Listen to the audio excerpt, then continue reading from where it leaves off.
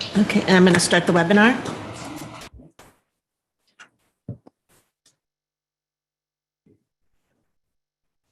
We're live.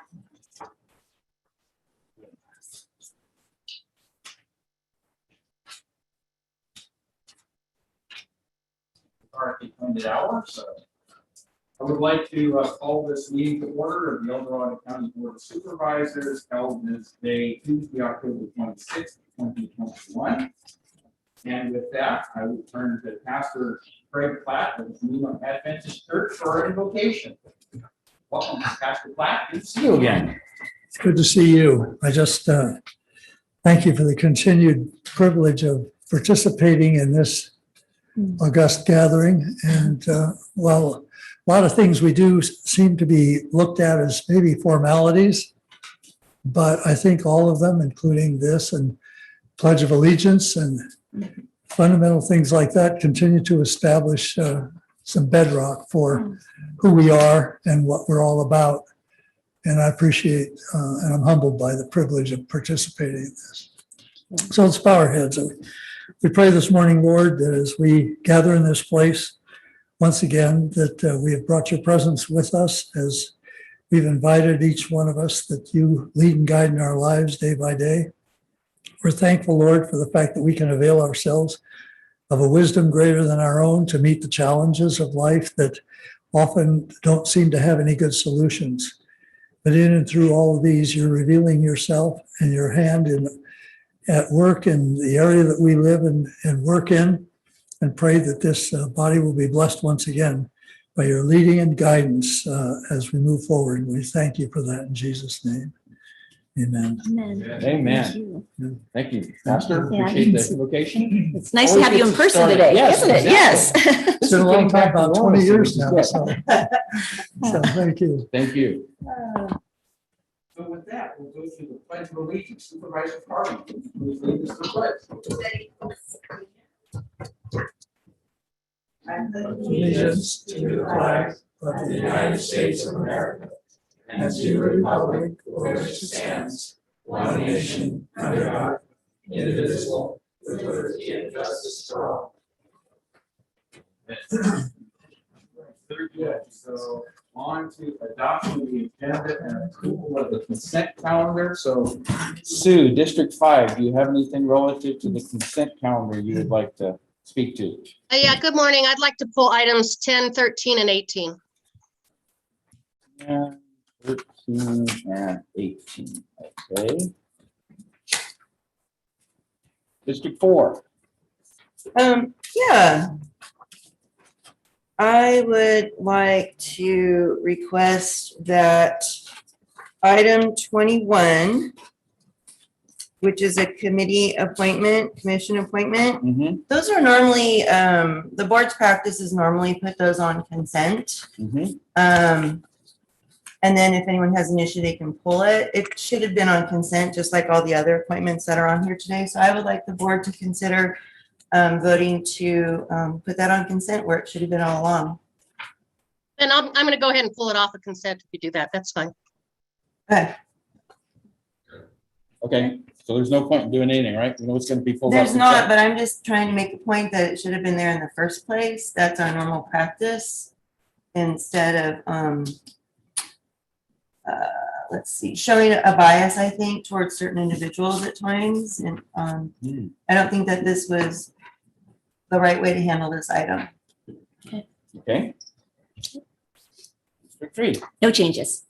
District 2. I just wanted a clarification because we have on item number 5, when Norma Santiago is basically running for the Human Health, Mental Health Commission. And my question is why is she put on consent when, and there was a lawsuit filed by Norma against the county for personal gain? And so I was just curious about that. Why that was put on there? Why wasn't it on a department matter? So you're asking for this to be pulled? Well, yeah, go ahead. Let's pull it. Okay. We'll You get want into to pull further item? discussion. Yeah. Consent item 5. Okay, Yeah. very good. Okay, and I have no proposed changes to the consent calendar. With that, Kim, if you would please open it up to public comment for the consent calendar only at this point. Mr. Chair, Yes. if I could just remind the public that while it was posted on the agenda, the staff is requesting that item number 20 be continued to November 2nd as well. Okay, very good. Thank you for that. Yep. We've shown in there multiple times, and thank you. Okay, so item 20 is proposed to be continued to November 2nd. Now taking public comment on adoption of the agenda and approval of the consent calendar. Individuals will have 3 minutes to address the board. The timer will notify you when you have 10 seconds remaining to comment. Public comment will be taken first from those participating in the boardroom and then from those participating through Zoom. For those participating by Zoom, please make sure you unmute yourself when called upon. If you're joining the meeting by phone, press *9 to indicate a desire to comment. If you're joining by Zoom, press the raise hand button. Please voluntarily state your name for the record.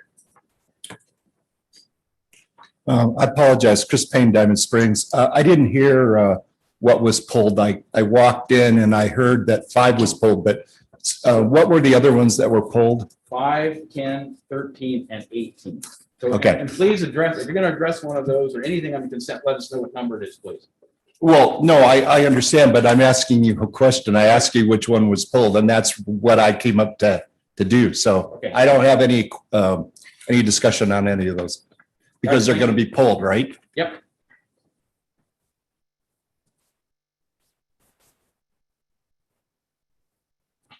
Any other public comment on the consent calendar? Melody Lane, founder of Compass to Truth. I'm addressing item number 16 and the reprehensible dog and pony show put on by Lori Parlin, DOT Director Rafael Martinez, and OES during the Mount Murphy Road Bridge Town Hall last Wednesday night, held here in this boardroom.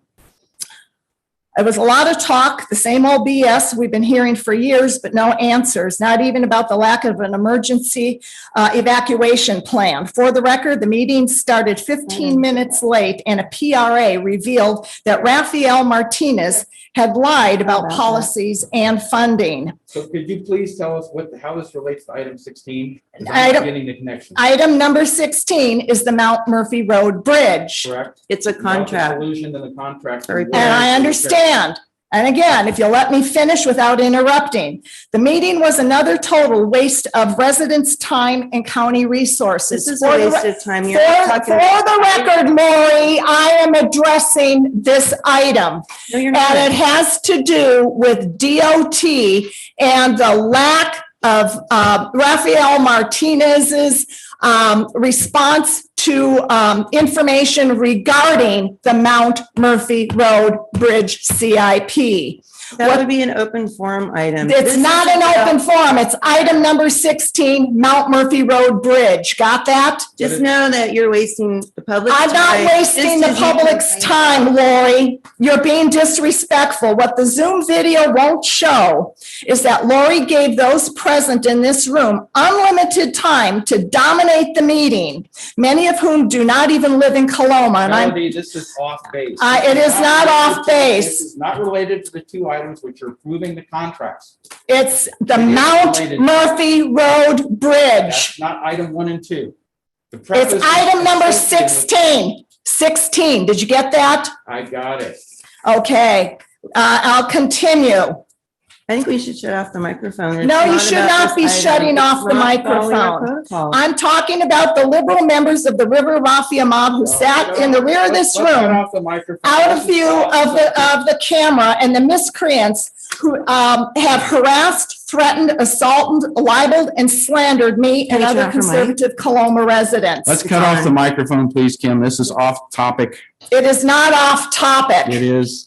It is not off topic, and you are violating the rights of the public, and I want that to Come at open forum and talk about this. Lori, this is about an this agenda item under consent that I am addressing. I don't care what you say about this. I know that what I am saying is the Okay, your truth and time's the about fact. up anyway. You wasted it arguing. I'm not, Lori, you are the one that has again, violated the rights of the public in this, and I will be visiting. You have not heard the end of this, Lori.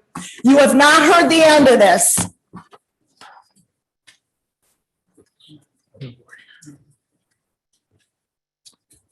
Any other speakers on the consent calendar from the audience? And please let us know again which number on the consent calendar you're speaking to, which item. Good morning, John. Good morning, board. Jonathan Gainsborough. I'm not here speaking for myself, but I am speaking in the lack of focus of the DHHS items 2, 6, and 12. We had 500 Western Slope citizens. If you'll go back to Sunday night with the 140-year rain record, we had a 140-year record of the rainfall, and we had over 500 people sleeping in their cars, living worse than dogs on Upper Jonathan, Broadway. these items that you're talking about. are And related I'm to just item. bringing that up to your attention. So that's No. open forum item. That's Well, not, open forum should be at 9 o'clock in the morning. You've been spoken to this multiple times. You've refused to listen to the public. The majority of the public have spoken and said 9 o'clock, you should switch it back to. So That's a- I'm asking for an emergency housing You can come declaration at open forum. for the You'll be here at leper, open for the forum. leper colony at Upper Broadway. You treat your dogs better than you treat those people, and you've got to step in this winter. Jonathan, Do please something stay on immediately. topic. God bless you. God bless you.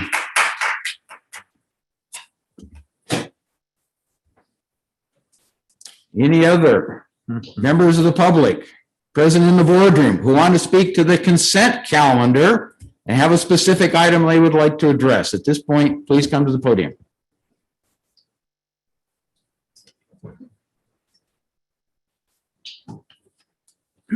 Ruth Michelson, District 4. I was just a little confused by process. So someone, Lori Parlin, Supervisor Parlin, recommended that something go on to consent 21, and then Supervisor Novosel said over the phone, well, go ahead, I'll pull it anyway. So my question is, did that happen?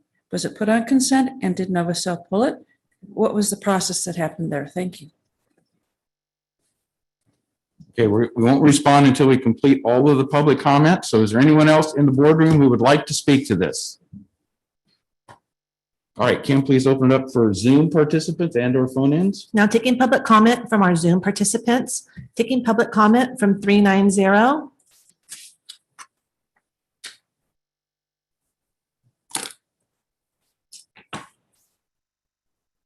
Wow, that's a great way to start the day. Yeah, this is Ken Greenwood from District 2. I too have questions on where number 21 is and also the process, and I would also suggest that and agree with pulling item 5. Anyway, item 16, Mount Murphy Bridge repair. I'm a little saddened you didn't allow Melody to get to her issue. But anyway, my issue is, once again, on just the way it's formatted, there's not a total cost clearly identified in the item number. In other words, the agenda number. You have to go to there and add up the numbers and stuff like that. Yes, it's 84,000 and or whatever it is, and whatever it is, please give a total. Just help us understand what's going on out there. And item 17, the search and rescue out on Fort Jim. I've been the surrounding BLM property. I've been hunting that property for probably 15, maybe 20 years. I don't know, and I know it quite well. And with the recent beetle kill, there's some very dangerous trees near that building. And I'm glad that they're going to fix the building. It's kind of been an eyesore, and that's good. And I thought search and rescue was going to be relocated to the new sheriff's office, but apparently not. I apologize for not looking into this sooner. But I do have some questions that hopefully the falling of those trees, and they've been dead for 4 or 5 maybe years, our last drought, if you will. I hope that is involved in all this. But otherwise, yeah, search and rescue needs a place to live, if you will. And what better spot than an old fire station? But let's see here. There's lots of dumping going on in there. There's a little nook and cranny around the back that sadly people have been dumping garbage there for, I don't know, as long as I can remember, because there's no cameras there. And hopefully part of this update suggested in the item is going to include cameras back there. I don't know, maybe some fencing. I'm not sure what the exact solution to the problem is, but it's a good thing to see that it's going to get fixed. DOT just dumped a bunch of asphalt grindings there on the parking lot, which is a good thing. Now it's less muddy. And so, finally. Come on, Ken, please wrap it up. 9 a.m.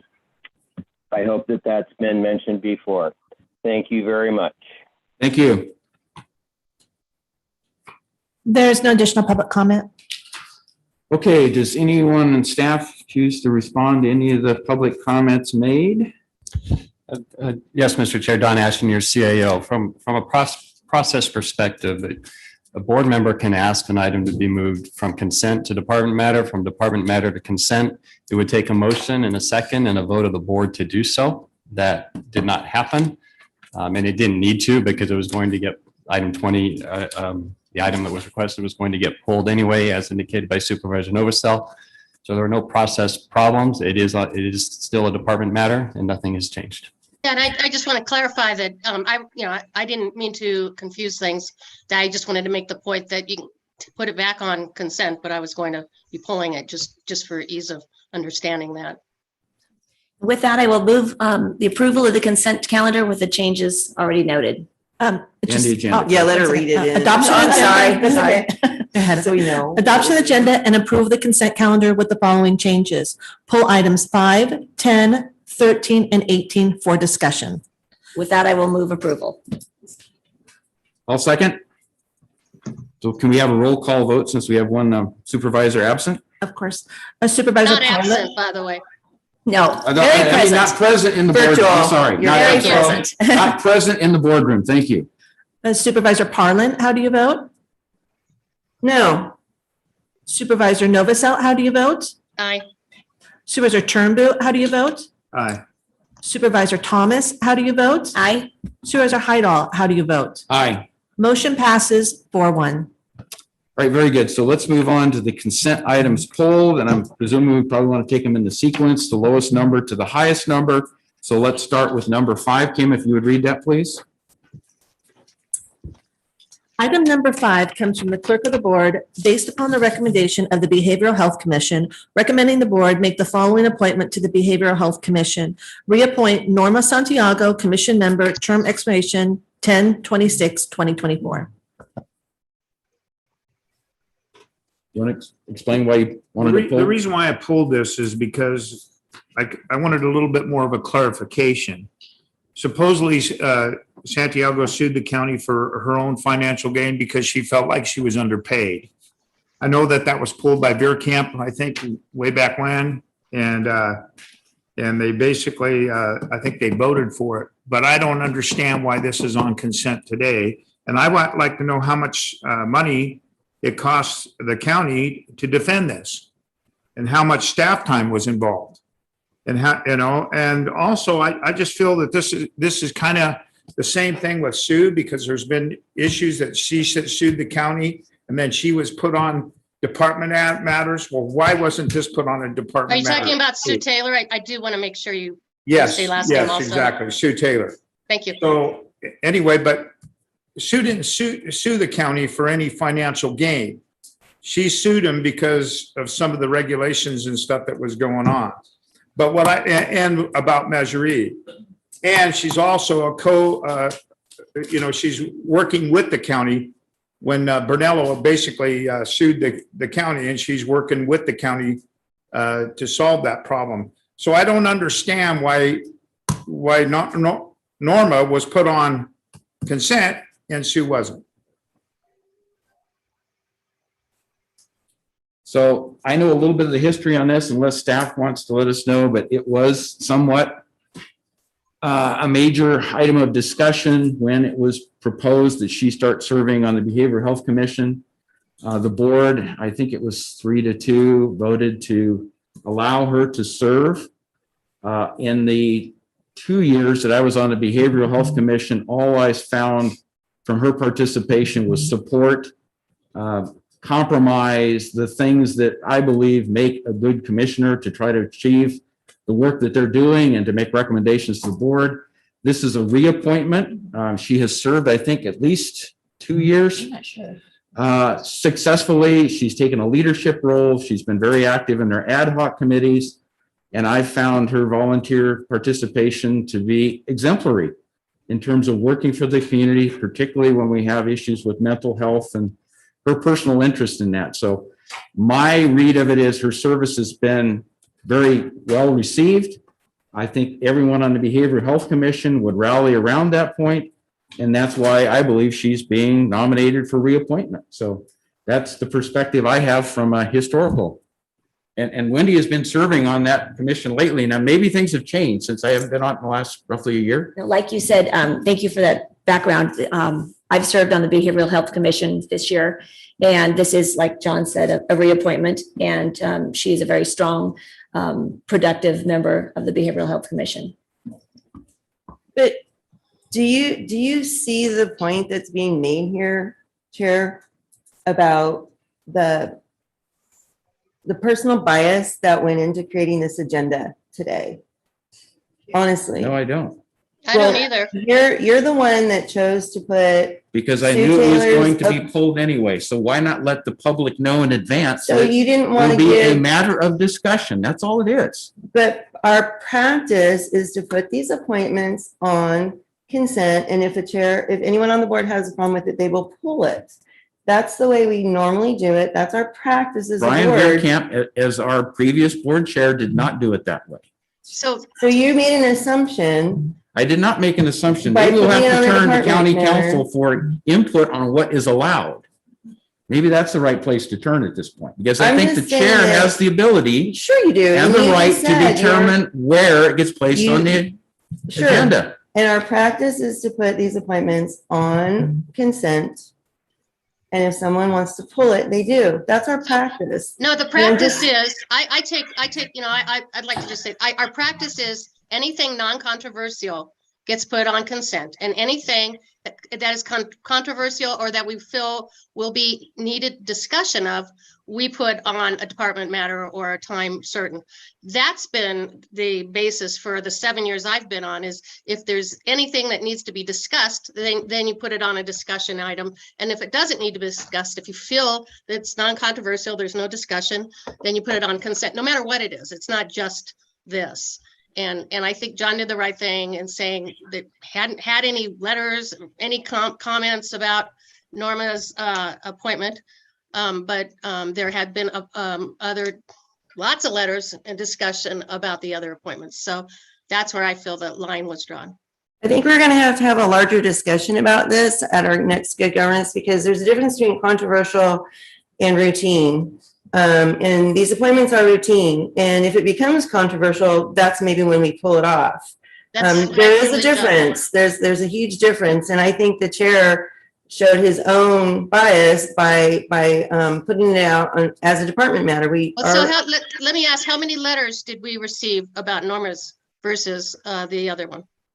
I don't know. I wasn't on the board last time when that. No, first I came mean up. this time.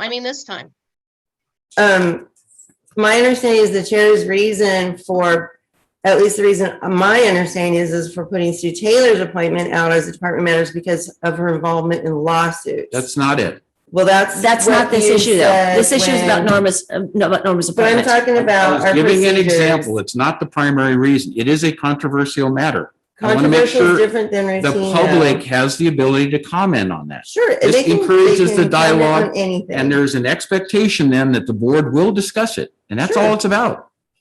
that we can pull anything we want at any time. So, and there's times where So the let's take it to public good makes governance. comments. Let's take it to good governance. I have several things I want to discuss. We'll get into good governance. So can we Yeah, take it to a that? lot from this year. Yes. So let's take it to good governance. And if I may jump in here, I think this is a larger discussion we need It to is. have at a more appropriate time. The item before us is the reappointment of Norma Santiago. And this has brought to light some issues that we will discuss later, but I think we need to move forward with our process this morning. And I get that, and thank you Supervisor Thomas, but I want to make a point. Understand that. And Understand your that's point. one of the reasons why I brought this item up. Because we needed there's too much controversial things that have been going on lately, and I'm pretty disgusted too, especially what happened to the dog and pony show that happened with the removal of my Oh my last God, appointment. George, can we please try to stay respectful here, please? Let's stay This on is about topic, Norma's please. reappointment. So is there an action on this item? George, you want to make a motion? Well, I'll make a motion that we go ahead and accept her appointing position.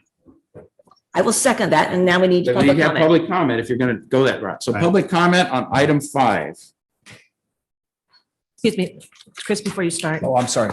Now taking public comment on item number 5. Individuals will have 3 minutes to address the board. The timer will notify you when you have 10 seconds remaining to comment.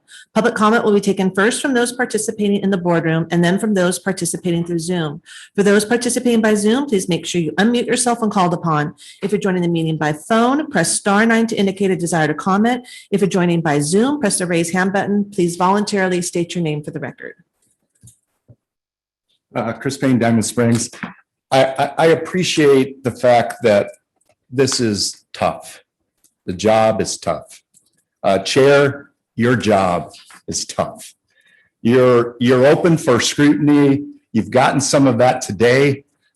What I come to the board for is positive comments, positive decisions. You know, when I come up to see you, I'm always looking. I have a smile on my face typically, and I'm trying to add content to anything that you are discussing at that moment. Now, having said that, I don't like to hear you argue in front of us. I'd rather have you go to closed session, whatever, in order for you to work it out. But this is a good governance issue. It's definitely a good governance issue.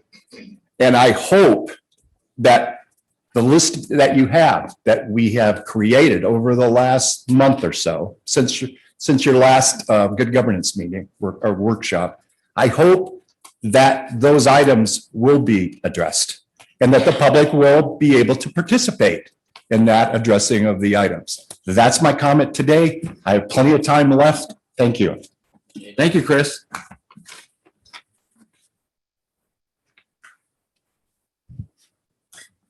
Good morning, Ruth Michelson, District 4.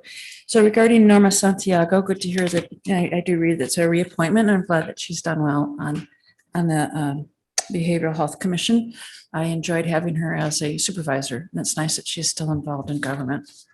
The government process.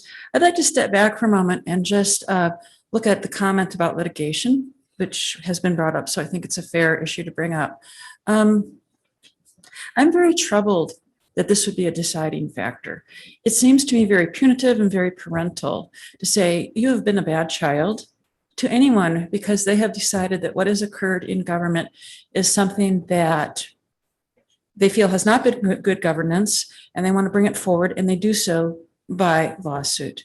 That is their right as an American. That is a process that is available to them. And for anyone to say, because you have done that, you are bad and you are not qualified. Let's take a look at that. So does this relate to Norma Santiago? Norma Santiago and George Turnbull bringing up the issue of, yes, I wouldn't have brought it up unless he brought it up. That's on the table of litigation. And I So don't think you're- that, you're and excuse me, speaking- I'll finish. And I don't think that would disqualify Norma, just as you have said. And I don't think it should disqualify anyone. And also, they're each one-on-one of the two people that were being discussed. Let's not generalize. Thank you. Thank you, Ruth.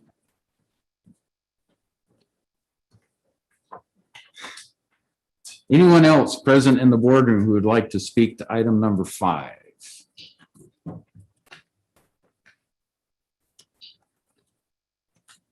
Melody Lane, founder of Compass to Truth.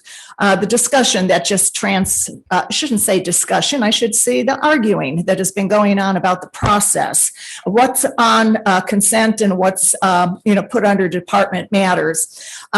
Just as a reminder, the preamble to the Brown Act, the public also has the right to request that a supervisor pull an item from consent for public discussion. It is not totally up to the supervisors and their discretion. The Brown Act is very specific, and you've seen the Brown Act right of the public numerous times before. And it says that there should be discussion and bringing up, these decisions and discussions found that prohibiting critical comments was a form of viewpoint discrimination, and then such prohibition promoted discussion artificially geared toward praising and maintaining the status quo, thereby foreclosing meaningful public dialogue. The statements made or questions posed by persons exercising their public testimony rights may be briefly discussed, and the purpose of discussion is to permit a member of the public to raise an issue or a problem with the legislative body, which you are. And getting back to the good governance issue here, part of the good governance policy is has the EDC core values. One of them is integrity, doing what is right legally and morally at all times, regardless of whether or not someone is watching. We are watching. People who are on the Zoom call are watching. We are reporting back to what the dog and pony shows that have been going on here continuously. Lori has been in many of the meetings with Norma Santiago, and what is really transpiring behind closed doors needs to be out here in the public for all the world to see what is really happening to the process and how the rights of the public, their broad constitutional rights, are being constantly violated by the Board of Supervisors, as you just saw happen with Lori Parlin and John Heidel prohibiting us from speaking earlier. Policy does not supersede the rights of the public and the broad constitutional rights. What we are seeing right now is that this Board of Supervisors is deciding what the public gets to know and what the public does not get to know by moving around what's on consent and what the public is allowed to come up here and comment about. That is the hallmark of communism. It's the hallmark of communism, and it needs to be discussed openly. And this room should be full of people up here madder than hell at what you guys are doing. Madam Clerk, please enter these documents into the public record.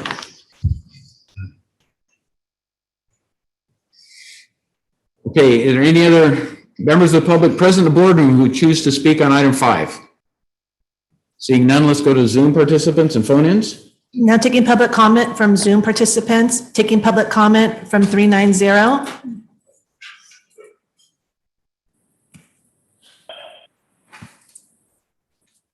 Ken Greenwood, District 2. I guess I got to say wow again. I'm flabbergasted with this whole situation here. I'm sure that Norma is a wonderful participant in the Behavioral Health Commission. She has her rough edges. We learned that years ago. If she exercised her right to sue the county of El Dorado, so be it. And how does this relate to anything else on the agenda? It's big time, and good governance is kind of the issue being brought up here, and it's fair game as far as this hearing is concerned, as it has been mentioned. Anyway, I'm glad my kids are grown up, and because I think they'd really be damaged by watching this debacle here. and I'm talking in general. I was going to congratulate you that there was no ISIS public execution on this week's agenda, but here we go. ISIS style. Make sure your knives are sharp. Anyway, it's beyond my comprehension to see and hear what is going on and why perhaps these items were not put on, or this item was not put on as a specific public hearing, but here we are. I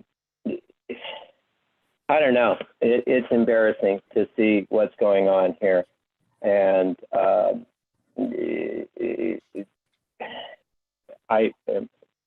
I'm flabbergasted.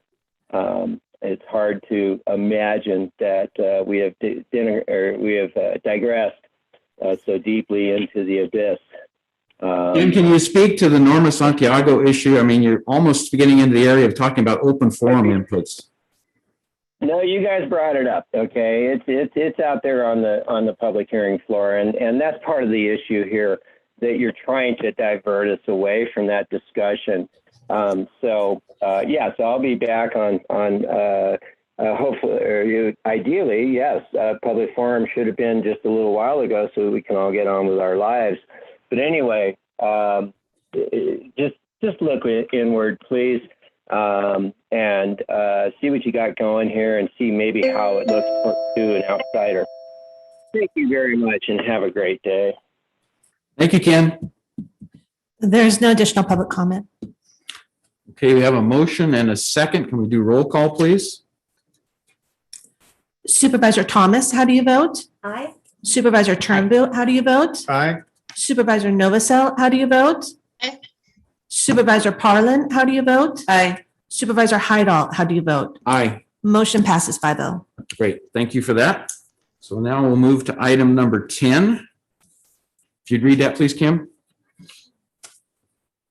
Item 10 comes from Supervisor Turnbull recommending the Board of Supervisors endorse a letter to the California Redistricting Commission to keep El Dorado County whole and undivided in the drawing of congressional district lines. Yeah, good morning again. I asked that this be pulled because we haven't had this discussion, and the letter going out asks that the redistricting process go a certain way. And I just, I've seen a couple maps, but I don't understand what exactly one map or the other does, other than, then try to draw my own conclusions. So I'm just thinking it would be nice perhaps to have this discussion before we sign a letter on deciding which map is best for our communities and our county. So I just want to put that forward. Okay, board comments. I guess I just have one. My reading of the current legislation is that communities of interest should be the primary focus in redistricting. And I believe that El Dorado County is a community of interest and should be represented singly by a congressional district, if at all possible. Now, there are reasons why, based upon population stuff, things have to be split up, as we discussed with the redistricting for the County Board of Supervisors. But in this case, if it's allowed to have all of El Dorado County in one congressional district, I believe that is a community of interest input. And so that's why when I looked at this, I said, all right, I'm okay with this on the consent calendar because I think the vast majority of residents within El Dorado County would have that same opinion. So that's kind of where I'm coming from. But other comments? Yeah, I'll chime in. I agree with Supervisor Heidel on this. I want everybody to hear that.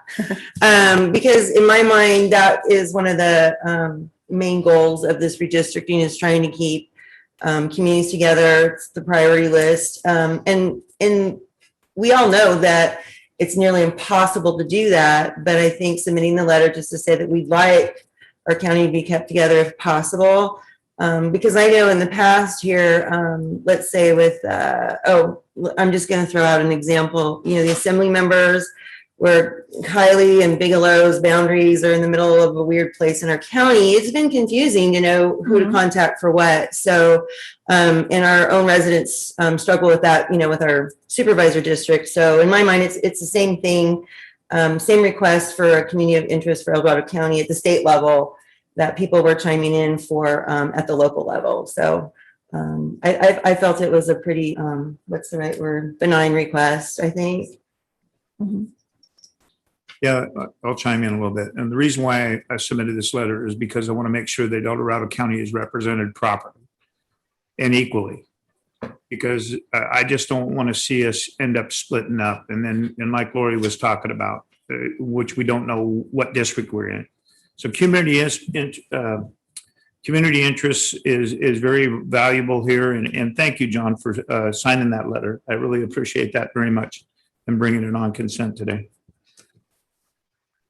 And I'll just go back to, I don't know whether this is good or bad. I just think that a better process would be that we would have a discussion, that we bring it back as an agenda item where we can look at the maps and understand what's going on for no other reason, perhaps than to educate ourselves and our constituents on what some of the choices are, so we understand that. But I understand the rationale. And I agree with that, we're stronger as a group together, but I would like to understand why there would be a split and what that reasoning would be before I'd sign a letter. Thank you, Sue, for your thoughts on that. And one of the things I think might be appropriate is to agendize the Assembly and Senate, the State Assembly and Senate redistricting, because there's where I think a bigger discussion is to be had based upon what the commission, who is assigned the responsibility of defining redistricting maps, what they present to us. So I do think that would be appropriate. And I do think we have time to do that, but I'm not sure what the deadline is. November 2nd is stacked with all kinds of stuff. We'd have to find a timely time to do that. But I would agree with you. I think at that level, we definitely should have the discussion, because my guess is there's multiple maps that divide things in multiple ways. And we would want to make sure that we weigh in favor of what we think the appropriate senatorial and assembly district boundaries are. Yeah. Well, and I'm sorry, go ahead. Oh, I was just going to say that the letter doesn't actually choose a map or anything. As far as when I read it, it doesn't say we're looking at one map or the other. It's just saying we want to be a community of interest as a county. All right. Is that what the intent is, George, on this? Is just to say your community, not to pick one map over another? I don't know if there are maps that do that. That's what I have no idea. I've seen different maps that can split us and not split us. It has nothing to do with the maps at all. It's just, Okay. Okay. Okay. That I feel much more comfortable with that then. Thank you. All right. I support this agenda item, and George, I appreciate you. I think we need to weigh in early on in the process and state, our thoughts that like my fellow supervisors have said, we are stronger together. But I also support Supervisor Novosels's point that once, we see what we're dealing with, that we also weigh in at that level. So it's important that we continue to raise our voice on this issue. Thank you. that's a really good question. Is anyone really watching that close enough to know? Are there draft maps yet? Because their process is so different than ours. I've seen a couple, Lori. That was my concern. I didn't want to sounding like we were leaning one way or the other, because I do agree that, we need to understand the process and understand, any of the ramifications. And there may be other ones that could have shed some light on issues. I don't know. So that's why I was hoping we could have a discussion before we send out letters. Yeah. As long as it's pretty benign, it doesn't. It is. Point to one. Yeah. Okay. All right. Yeah, I'm not aware of any maps that have been proposed in either of the areas we're talking about. There's radio announcements encouraging the public to participate, get involved, but I'm not sure they're at the mapping stage, but they are probably going to get there very soon, given the time constraints at which this all has to be finalized. Unless somebody on staff has been following that closer, and I'm not seeing any nods that they have. So I think that's the primary responsibility we have, is to find out when those maps will be released for public comment. And then we need to try to get the appropriate agenda item on the calendar for the supervisors and the public to weigh in on. And so our voice is heard relative to the specific preferences of mapping. Because I think Well, I they'll would- come up with alternatives and then it's the same kind of thing we're going through. Which alternative do you prefer? Yeah. And there may be none that we like, Yeah. but we may That could have to be. take a preference anyway, right? So, but I think that's a near-term activity that we need to track and get agendized. So we'll consider this the start of our dialogue and more. Yes, and this has been It's a- healthy from that More to come as the perspective. process evolves. Right, thank you, appreciate All that. right. Any other board comments? Not seeing any. Okay, let's please open it up to members of the public that are present in the boardroom. Now taking public comment on item number 10. Individuals will have 3 minutes to address the board. The timer will notify you when you have 10 seconds remaining to comment. Public comment will be taken first from those participating in the boardroom and then from those participating through Zoom. For those participating by Zoom, please make sure you unmute yourself when called upon. If you're joining the meeting by phone, press *9 to indicate a desire to comment. If you're joining by Zoom, press the raise hand button. Please voluntarily state your name for the record. Chris Payne, Diamond Springs. Supervisor Novosel, thank you for pulling this. I did look at this item and a couple of questions I had. I didn't realize, and I know a lot about what's going on in terms of government, but the California Redistrict Commission sounds like a really big responsibility, no different than your board dealing with local redistricting. It's equal. In my mind, you currently have Assemblyman Bigelow and Assemblyman Kiley. So we are split somewhat. Now, the question I would say, and what you need to understand is whole and undivided could mean that you would not want any changes, meaning we're satisfied with the way it is right now. But one of the things you got to be thinking about and understanding when you do make a decision is what do you mean by whole and undivided? That can be different from different people. The other thing I wanted to say is when you talk about congressional district lines, are we talking about just the state? No, I think the federal is also a responsibility that you could include. Maybe your focus is on the state, the Senate and the Assembly. But just a point that I'm bringing up that if we're going to go farther with this, meaning more time spent on it, certainly you're going to need to do it pretty quick. Thank you. Thank you, Chris.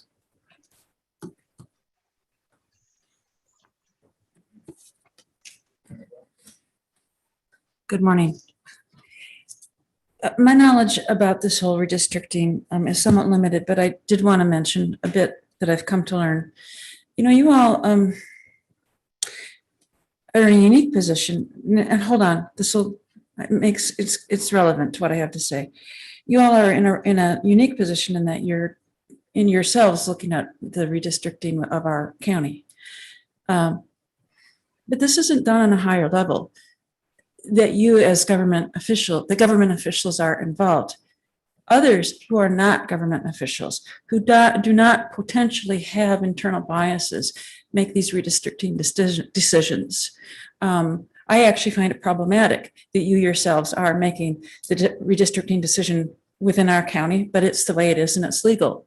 So I'm asking you don't have to respond today, to look into your scope of influence and the appropriateness of you even commenting on this as a governmental body, because it is not done with government officials at a higher level. If you yourselves want to comment as individuals, I think that'd be appropriate, but I don't think you commenting as a board of supervisors to individuals who are not government officials and trying to influence this process. Thank you. Thank you, Ruth.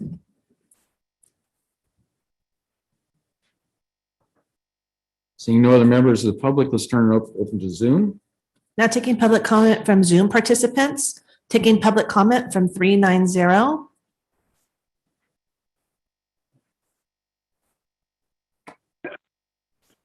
Good morning, board. This is Ken Greenwood, District 2, speaking of redistricting. Anyway, the item's fairly, reading item 10, it says to keep El Dorado County whole and undivided in the drawing of congressional district lines. Then I look at the letter itself, which is poorly formatted, by the way, and here we go again. And if nothing else, let's pull this or continue this for another meeting and get a properly formatted letter that actually needs, what's the word, protocol and tradition for the addressing of a fellow government agency. There's no address on on there. It's just to the redistricting commission. Where are they? What's their address? It must be somewhere downtown in Sacramento. Again, and I spoke with Congressman McClintock's office yesterday and suggested that, the reason our IA individual assistance was denied is because poor formatting. So let's try not to do that again. And again, the letter itself does not even mention congressional districts. It focuses on all the state level stuff instead of the congressional district, which I presume is also a matter that this group can, this commission is empowered to do. It's a little muddied, but it sure is better than the politicians themselves doing it, I guess. Anyway, but yeah, it doesn't say here, and I'm trying to read it again and find out that I do not see a reference to congressional districts. So I'm all for this, keeping El Dorado County as one, and it is very confusing at the assembly level with the two districts winding their way through El Dorado County. But as we've learned, redistricting is based on census information and all of that, and it can get quite interesting. And we have the old gerrymander, days of old, process where we reach out to get votes, if you will. Anyway, again, this letter should be reconsidered. And Ruth makes a good point on individual versus the board itself.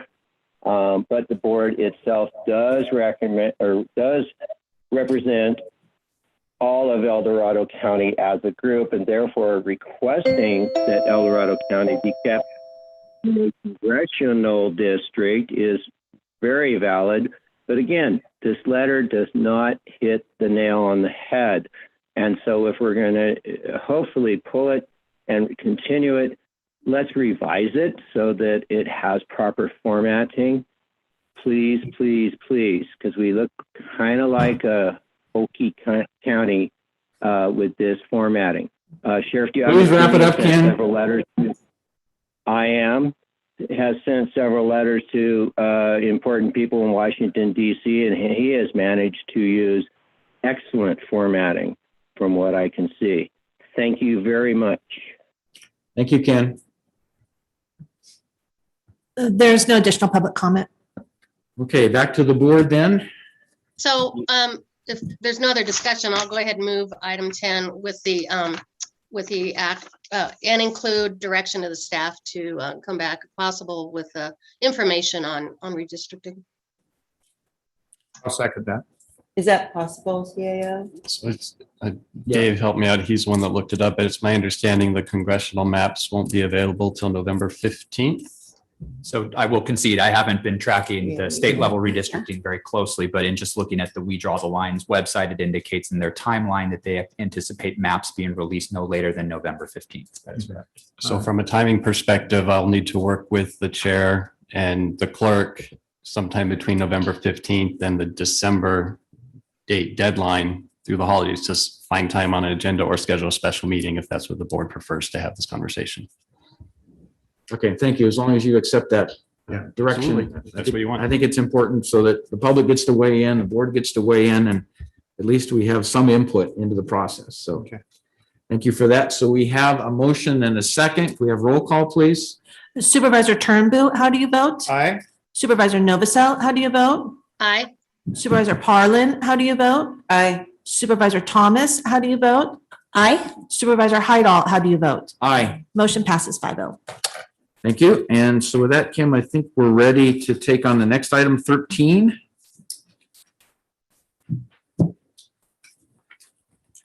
Item 13 comes from the Department of Transportation, recommending the board consider the following regarding Silver Springs Parkway Off-Site Project Capital Improvement Program, project number 76108/3610539, contract 4076 with Granite Construction Company. 1, retroactively approve and authorize the chair to sign the contract change. 2, retroactively approve and authorize the chair to sign the contract change in order number 30.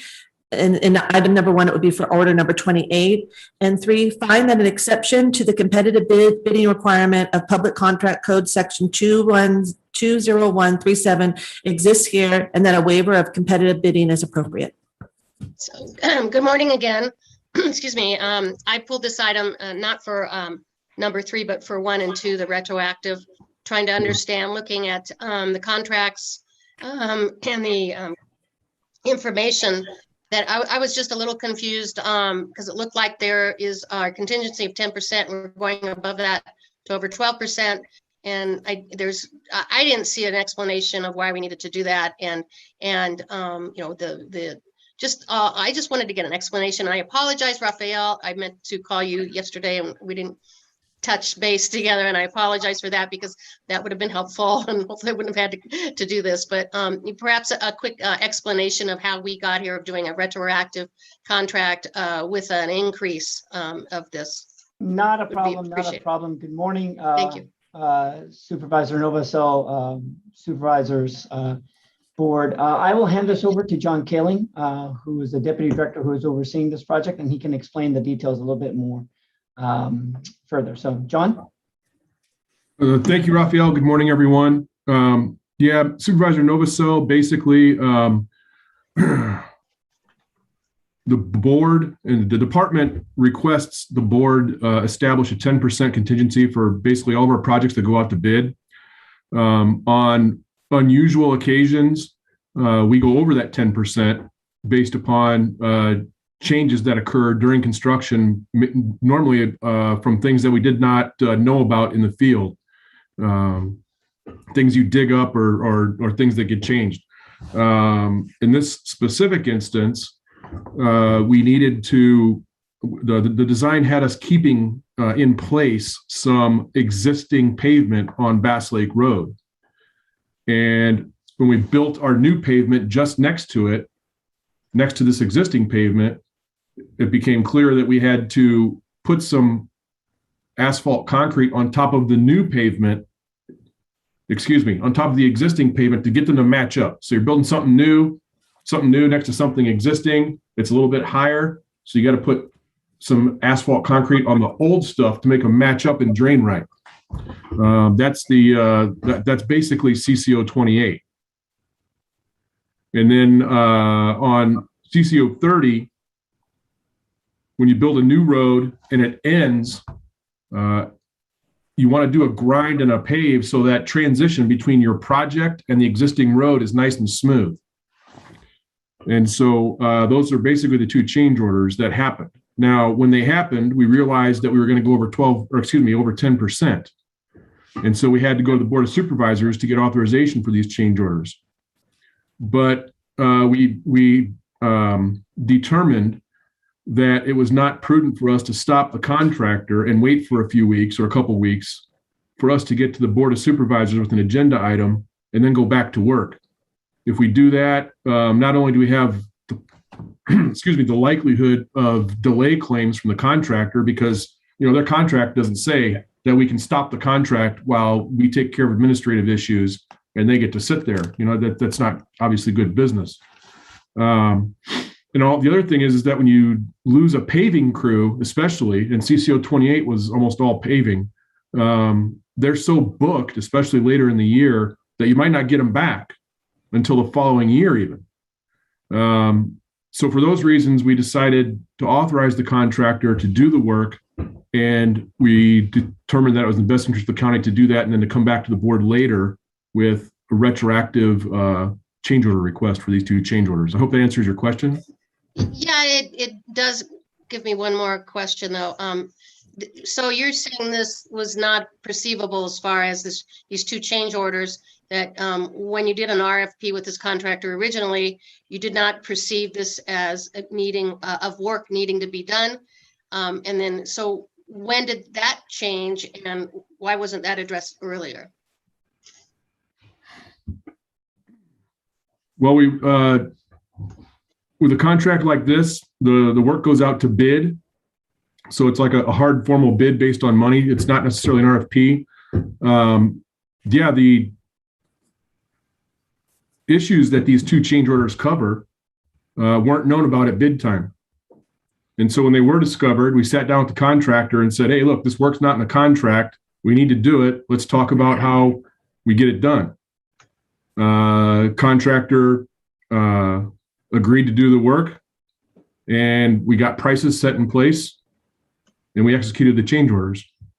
And I apologize, Supervisor. As soon as we did find out that this was going to be something above and beyond our original scope, I should have sent a memo out to the board so that you all knew that this was coming, gone into a little bit more detail, and so that by the time we get to this point, everybody was well aware of our decision-making and the engineering parameters behind our actions.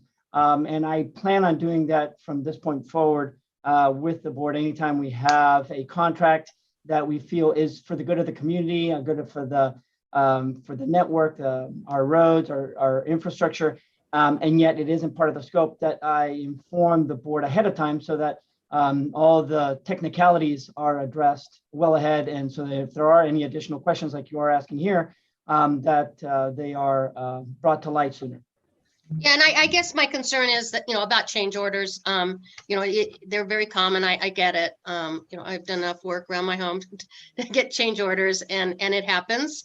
But I just want to make sure that we are all under the understanding that if, we have a contingency, if you're going to go over it, if you find that out in time, it certainly is, I think it's really important that we get this information before it becomes retroactive, number one.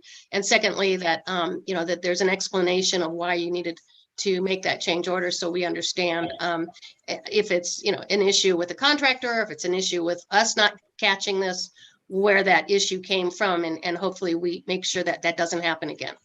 That's all. Completely understood. Okay, thank you. Yeah, and I agree that Raphael, the sending the memo to give us a heads up, so we knew this was coming, kind of thing, because these should be few and far between, and we know it happens. But just the heads up would probably alleviate all of this discussion right now. So thank you for doing that in the future. Sure. Okay, any other board comments? And let's open it up to public, please, Kim.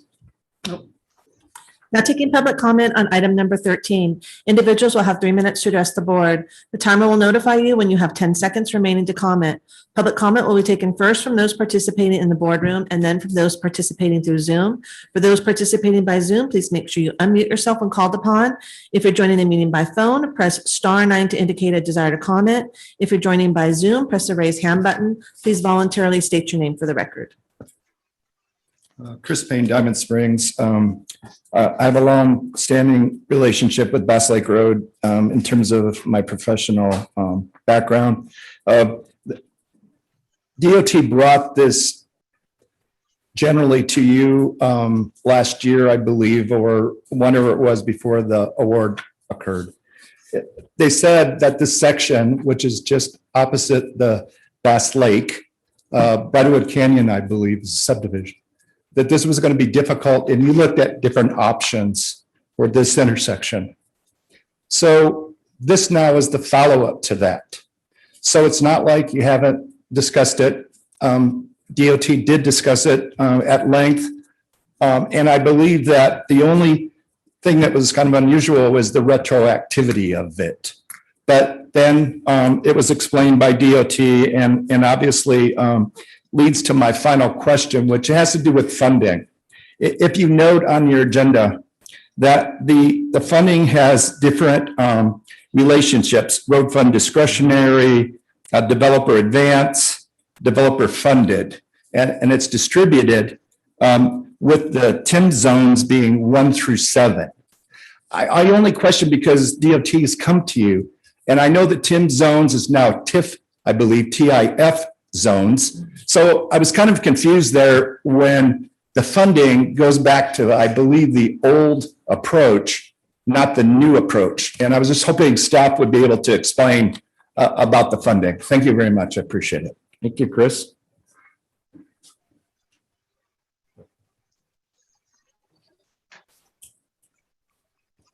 Ruth Michelson, I guess I'm getting my money's worth today in attending.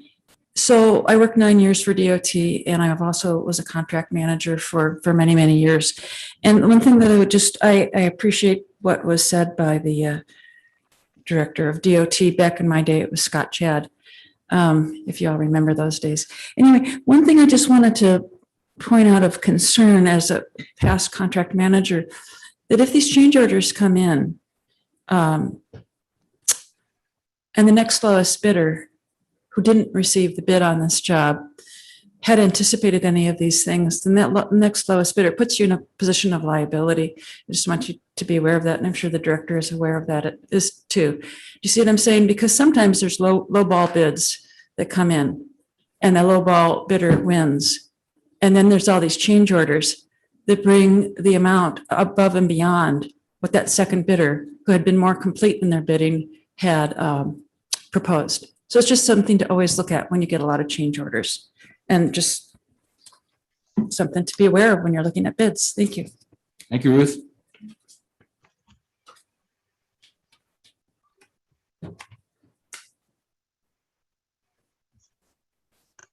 I appreciate Ruth's comments, and taking off on that, I also want to address the issue of the contracts and the bidding process are also relevant to the Mount Murphy Road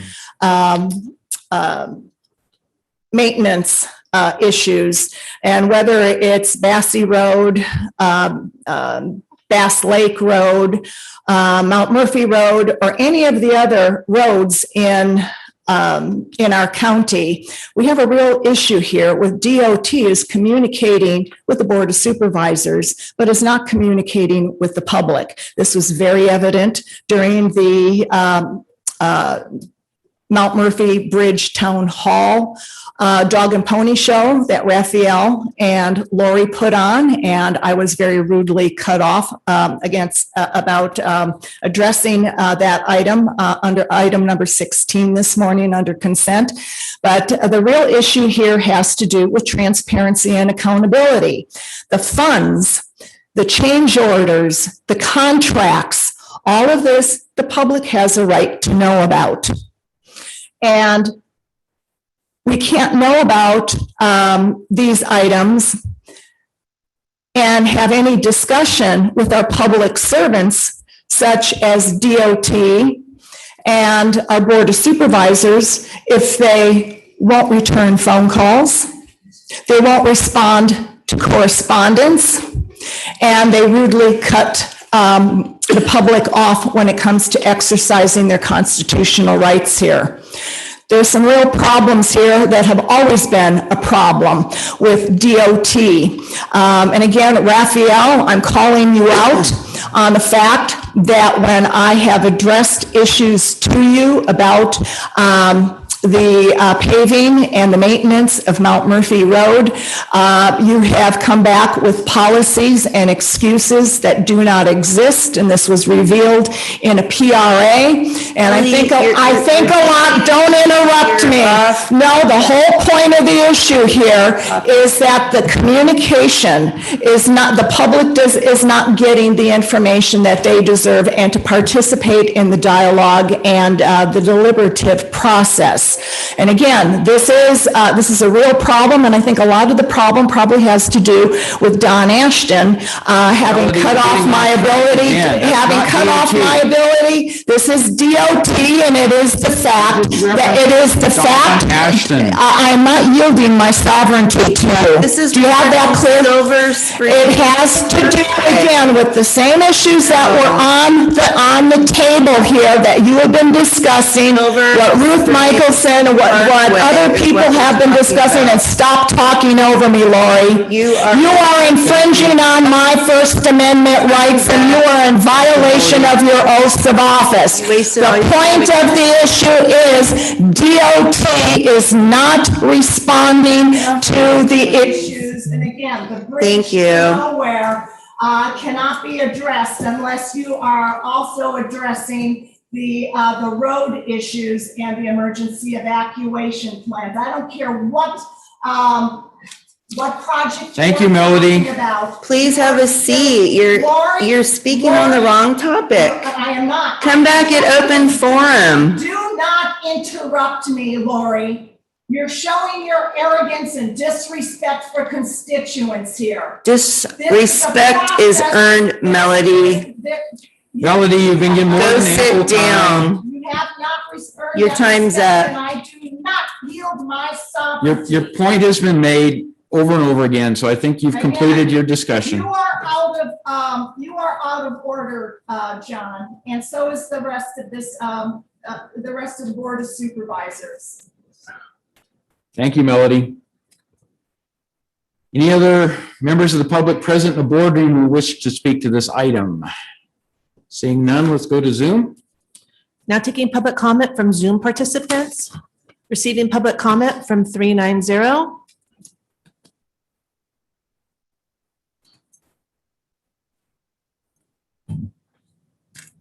Ken Greenwood, District 3.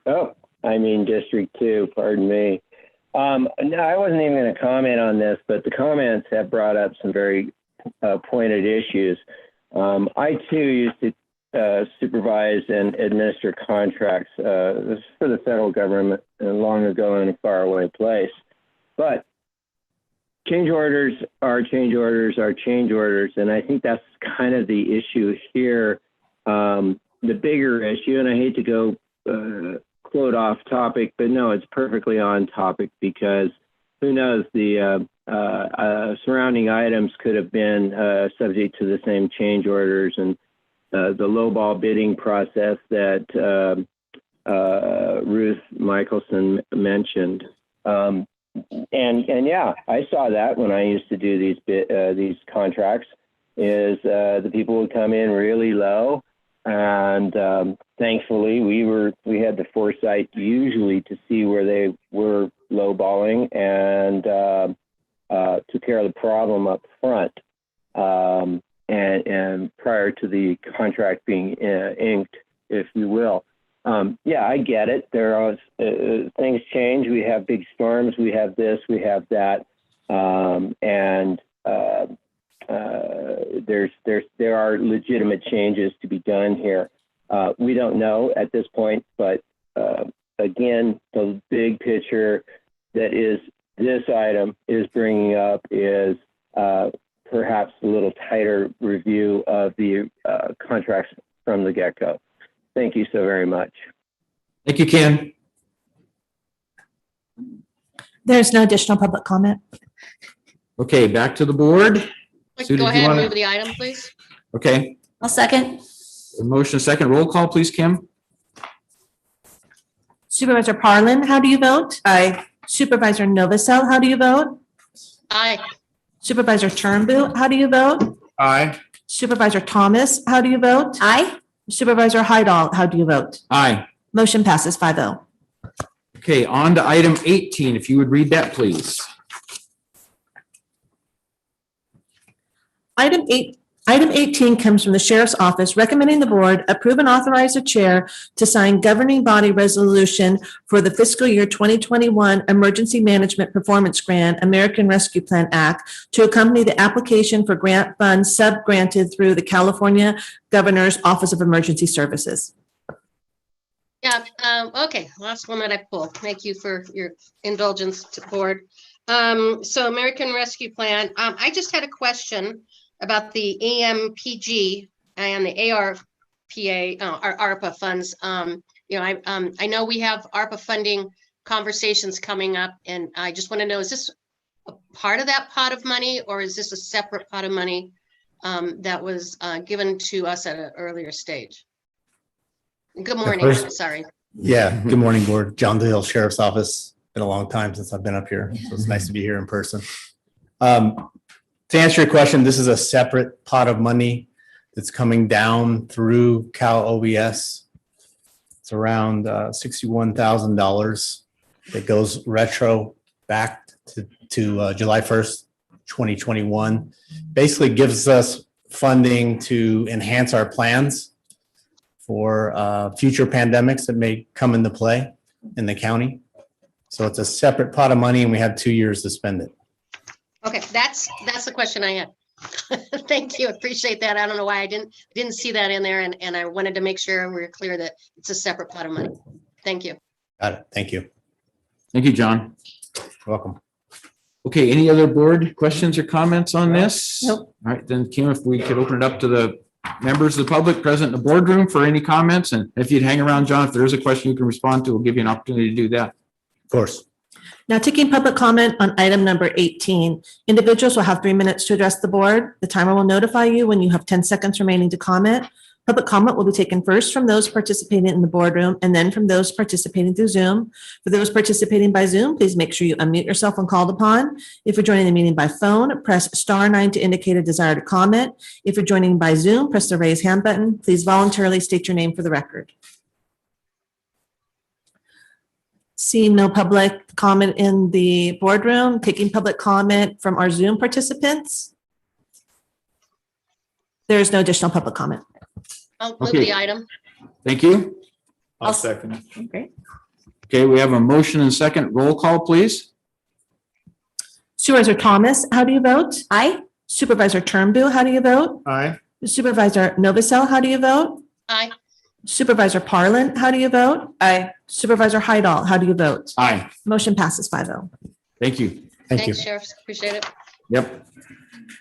Okay, so we are going to move to department matters, and since number 20 has been recommended to be continued to November 2nd, does anyone on the board have any issues with continuing? Item number 20, I think we're all pretty much in agreement. It's I not. think we did that. with You the did that agenda. during Right, adoption of the right, so agenda. it's been done. I just want to make sure we checked off the box. Okay, so with that, we'll move to item number 21. Kim, if you'd please read 21. Item 21 comes from Supervisor Turnbull, recommending the board make the following appointment to the El Dorado County Planning Commission. Appoint Sue Taylor, member, District 2, term expiration 1/1/2025.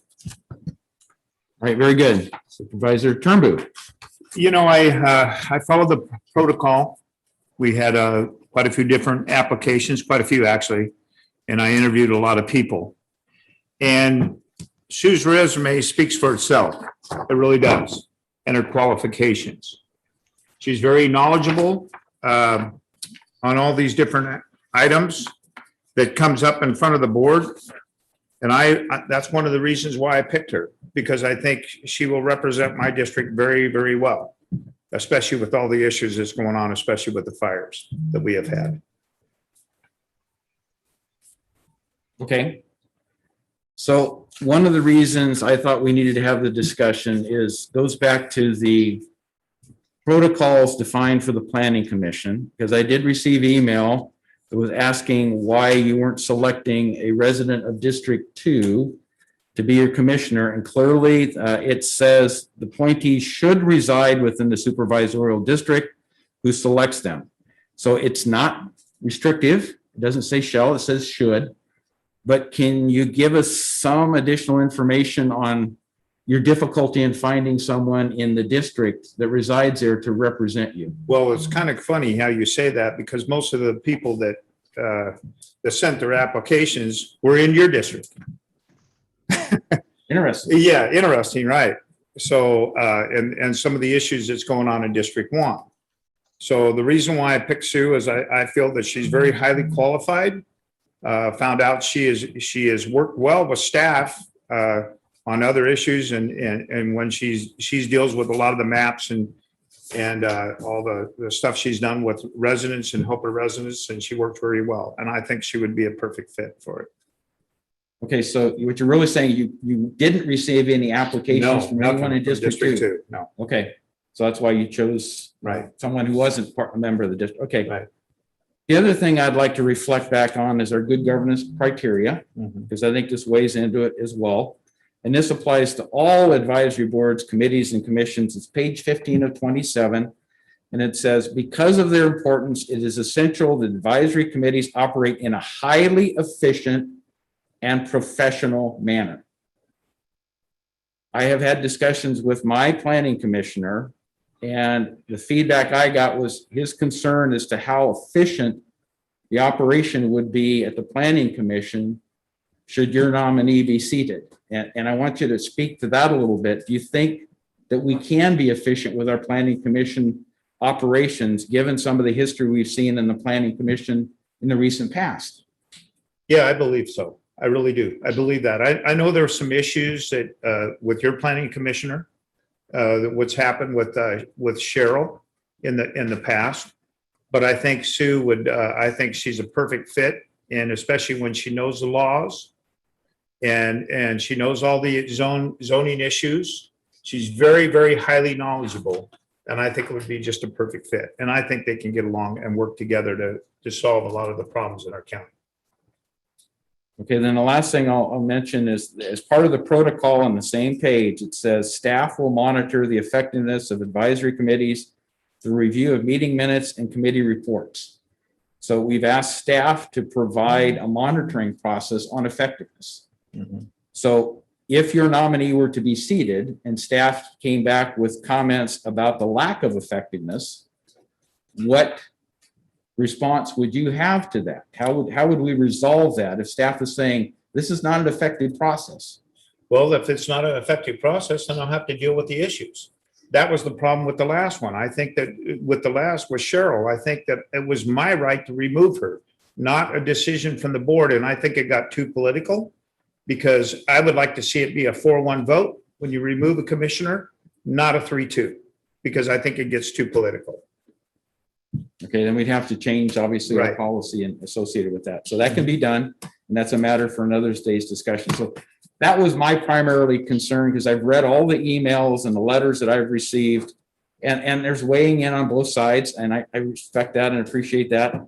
But overall, I think the concern is the effectiveness and the operation of the planning commission. Will it move forward in a positive manner, or will it, experience the same kinds of situations that we've had in the recent past?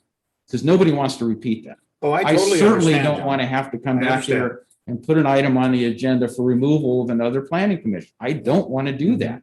Yeah. So I need assurances that you will take the appropriate Right. action. If And- staff tells us it's not effective, it's not efficient. Yeah, and I'm going to tell you something, which I don't like. Yeah.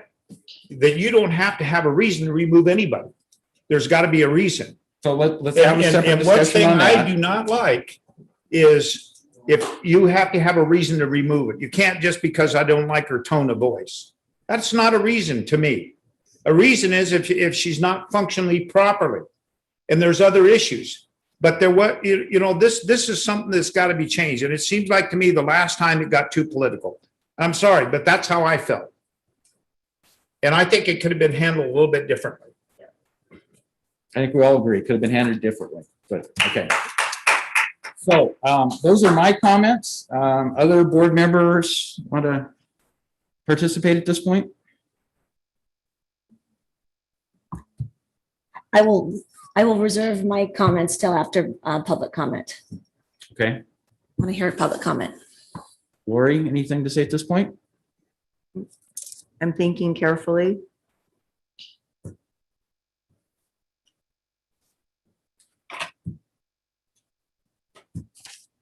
I'm going to wait for public comment. I will say I'm concerned that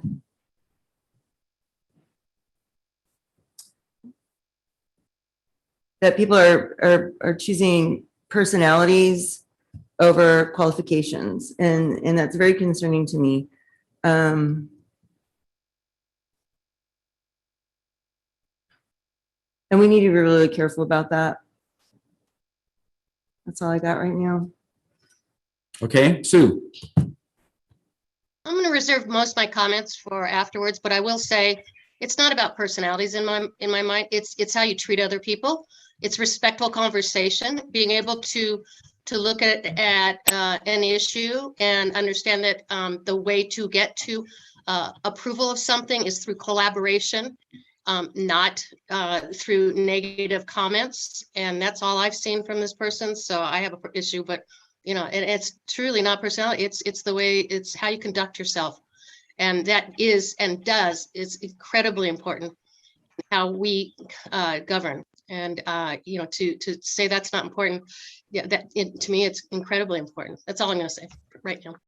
I'll just emphasize again that the good governance says professional manner, and professionalism means you're willing to accept other opinions, and it's okay to discuss things, but ultimately to move forward in most environments, there has to be an ability to compromise at some level.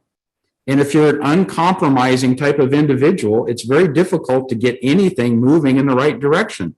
So that's just an observation, and I'll leave it at that. But any other, I think we're done here. I have one Okay, final you got one? comment, and I'd like to support your question, Chairman Hydall, in regards to the workings of an effective planning commission. That is so important in our processes regarding good governance. And when you ask specifically that should this appointment move forward, and we find that the process is not efficient, that it is not collaborative, that is not effective, how would it be handled? And Supervisor Turnbull, you said, you would handle it. And that was exactly, not to go back, but that was exactly the position we found ourselves in last time, and you did not handle it. So I think that is an important consideration for this board. You put us all in a very, very difficult position that I don't ever want to repeat. And that is, so I support your comments, Chairman Hydall. Okay, I think it's time to open it up for public then, Kim, please. Now taking public comment on item 21. Individuals will have 3 minutes to address the board. The timer will notify you when you have 10 seconds remaining to comment. Public comment will be taken first from those participating in the boardroom and then from those participating through Zoom. For those participating by Zoom, please make sure you unmute yourself when called upon. If you're joining the meeting by phone, press *9 to indicate a desire to comment. If you're joining by Zoom, press the raise hand button. Please voluntarily state your name for the record. Hi, Sue Taylor. I'd just like a point of order before you start the time. I would like to make an opening statement, and then I'm curious if I could hold my comments after that to the end of the meeting after other comments so that I can address any things that come up about me. So often you discuss issues of personalities and things and accusations, and I would like to be able to address those. You do it after the public forum is shut down. And so I would like the opportunity to come back and respond to anything that might be brought up about myself that I can address. So that's my question. Can I have an opening statement and then come back and respond after everybody's made comments? If not, I'll hold my comments to the end. It's a pleasure of the board. This is an unusual circumstance. I recognize that. I personally am okay with what Sue is proposing, but I want to make sure the rest of the board is okay with that format because it is a diversion from anything we've ever done in the past.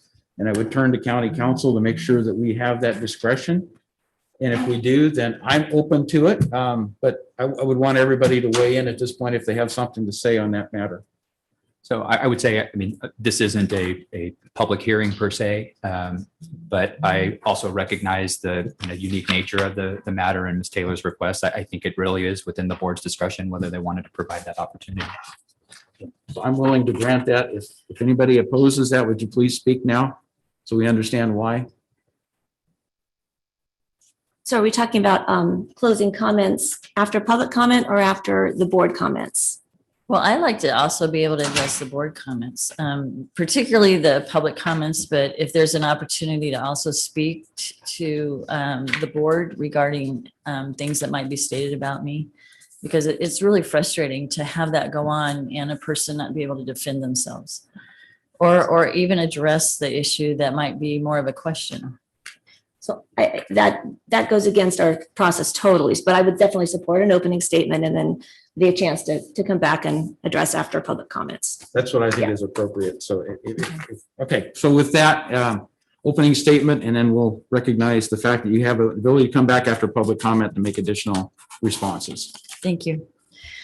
First, I want to say that I'm very honored to be chosen as Supervisor George Turnbull's Planning Commission for District 2. I do feel connected to District 2. I was under great distress when the Caldor fire was occurring, and I, behind the scenes, try to do a lot of different things with connections to alleviate some of the issues that were happening in that area. There have been statements made that were incorrect regarding lawsuits between myself and the County of El Dorado. And I just want to make this clear. In 2014, a group called Citizens of Responsible Growth in El Dorado Hills filed a lawsuit against the approval of the Town Center apartments with concerns regarding amendments that the approval made to the general plan, the El Dorado Hills Town Center East Development, the El Dorado Hills Town Center East Design Standards, and the county zoning ordinance and Measure Y. That lawsuit was funded by those citizens and they won that lawsuit. I'm sorry, I have. And cost of the suits were awarded to the citizens to be paid by the developer. The developer then chose to appeal the decision. In the meanwhile, the developer ran another project planned through the county for the same parcel, which was again approved by the Board of Supervisors. This is where I assisted with filing a second lawsuit, mainly done to, in my concerns of defending Measure E, because I was a proponent to that, and my name was added to the complaint. This was an opportunity to settle the issues of both cases outside of court, which resulted in the developers finalizing those cases, paying for the citizens' legal fees, and a permanent park being set aside on the property. The other issue that may have come up probably has to do with Measure E, of which I was a co-proponent personally and in conjunction with Save Our County and residents involved in positive planning. After the measure was adopted by the voters of El Dorado County, a lawsuit was filed against it by the Alliance for Responsible Planning. As a proponent of Measure E was standing, I felt it necessary that I should be the responsible party to intervene and defend the measure. The lawsuit resulted in 5 of the amendments within Measure E being struck down, but the court retained 14 out of the 19 amendments. The defense was funded by private parties and myself. Soon after, the county, the Alliance and Save Our County appealed to the Third Appellate Court on that case. The county joined with SOC in the defense, and SOC became the intervener. So of lawsuits that are mentioned, it's Measure E that was where the lawsuit was filed against the county, and I was a defendant. So if you could see my general plan amendment, my general plan manual that I was given in 2007, I have been training for this position for 14 years. I know that document probably better than most people in the county. I know our zoning updates. I have had to work in that process of going through the zoning ordinances, specific plans and other documents as expected by the citizens of El Dorado County. Particularly, I want to serve District 2 as I responded before. And I want to say that I did in the beginning of 2007, I worked with Supervisor Sweeney in correcting urban centers to create rural centers in Camino and Pollock Pines, which has been championed by everybody that was implemented. So I thank you for the opportunity, and I really do look forward to serving this county. Thank you. Thank you, Sue.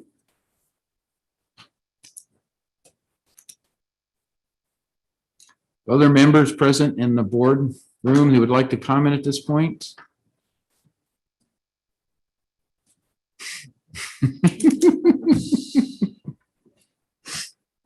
Chris Payne, Diamond Springs. I also was an applicant, and honestly, I looked at Sue's application and found it exemplary in terms of her involvement in community, her advocacy, and also I think with her comments just stated some clarity to how she got involved with some of these lawsuits and the fact she was championing things that were important to the community. I don't think the board, and I know you all, I don't think you can deny that her heart is in this. Certainly sometimes when she comes to the podium, she struggles with her emotional part of just how she feels about a subject. And that sometimes skews how the words come out. that I know her very, very well. And in my reasoning about why she should be appointed, and again, remember, I was an applicant, I think she is well qualified. So it's up to you to decide now, the board, whether you feel that there are something that would stop you from giving her a chance. Because I think she at least deserves a chance, and I think she'll be exemplary in her responsibility to the items that the planning commission will deal with. Thank you very much for your time. Thank you, Chris.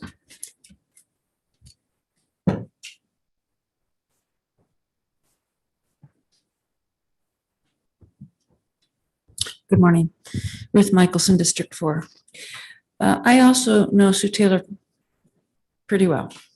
We worked together. As you know, we were co-appellants on a recent case. Sue and I are really yin and yang.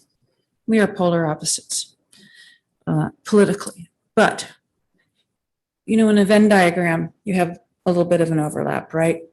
And where we overlap is that we care about historic preservation and we care about good governance.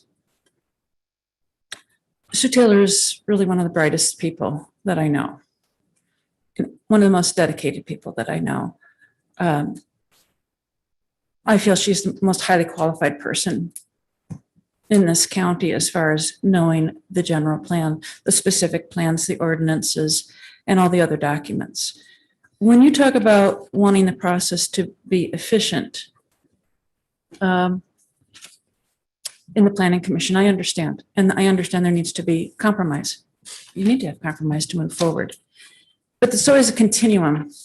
I look at things as a continuum, and I think there's been some things that have been rubber stamped in the planning commission.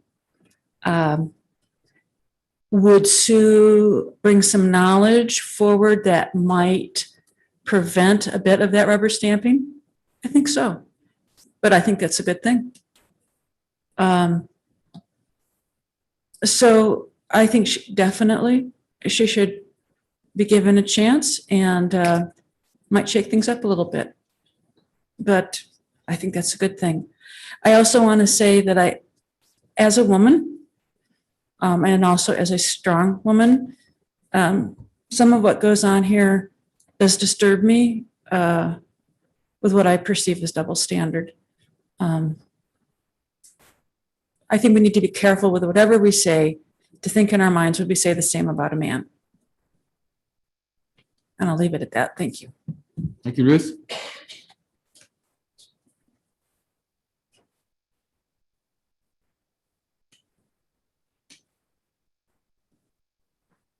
Good morning, Board. Jonathan Gainsborough. The wisest man that ever lived certainly wasn't perfect, because he ended up with 700 wives.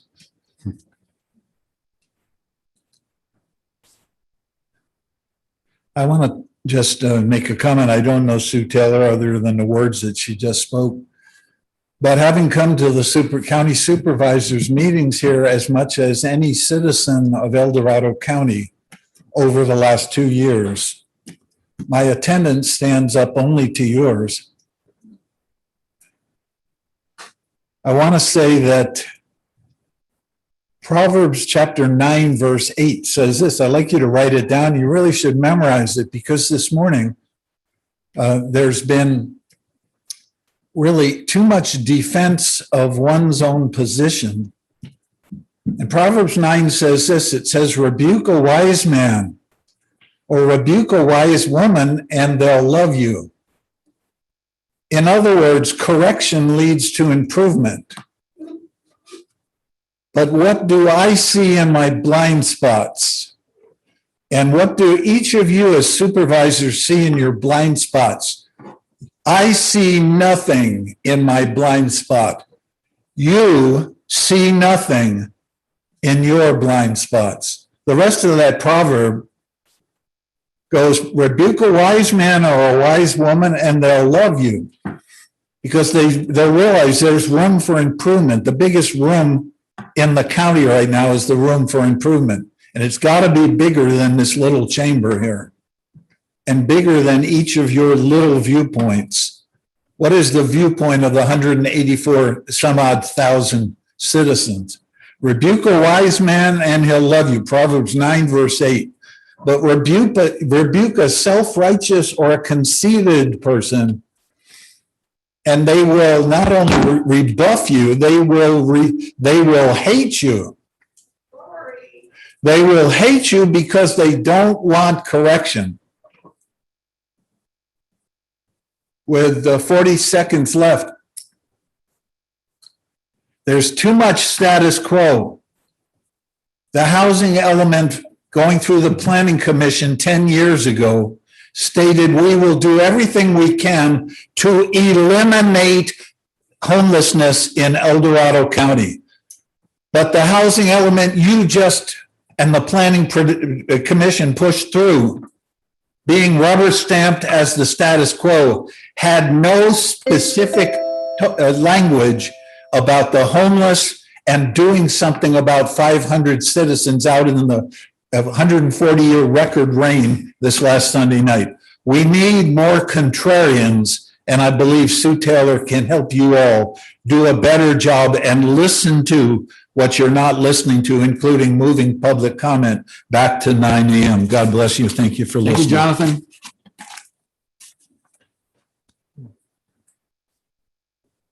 Any other members present in the boardroom wish to speak on this item?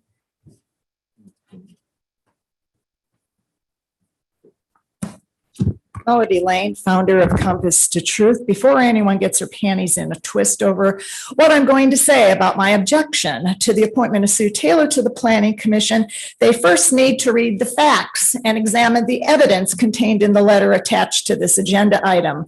With that being said, Sue Taylor has demonstrated that she does not possess the integrity and honesty to serve as a commissioner in an unbiased manner. A few years ago, it was necessary to kick Sue Taylor and Lori Parlin out of my home when it was discovered that Lori Parlin had fraudulently swapped Sue Taylor's name for hers on legal notifications addressed to the BOS involving land use. Then, claiming to hold the BOS accountable to their oaths of office, Lori posted the fraudulent letters to the Save Our County website. Despite several demands I made to Lori and Sue to remove the fraudulent postings, the letters still remain posted on the SOC website. As administrator of Sue Taylor's website, Lori has a conflict of interest. That means she would be required to recuse herself from any BOS decisions involving Save Our County lawsuits. Astute citizens need to watch the entirety of the April 22nd Planning Commission meeting that was a subject of such controversy. The conduct of the entire meeting was beyond absurd. The worst part was that it was done under the direction of County Council. Dr. Blychester actually had the chutzpah to call out the commissioners on their violations of the Brown Act, which was her rightful duty and in accordance with her oaths of office. In retaliation for doing the right thing, Dr. Blychester was removed by the votes of 3 Liberal supervisors on August 31st. Although Cheryl filed her appeal, she was denied due process of law, and the notice of vacancy was posted on September 10th.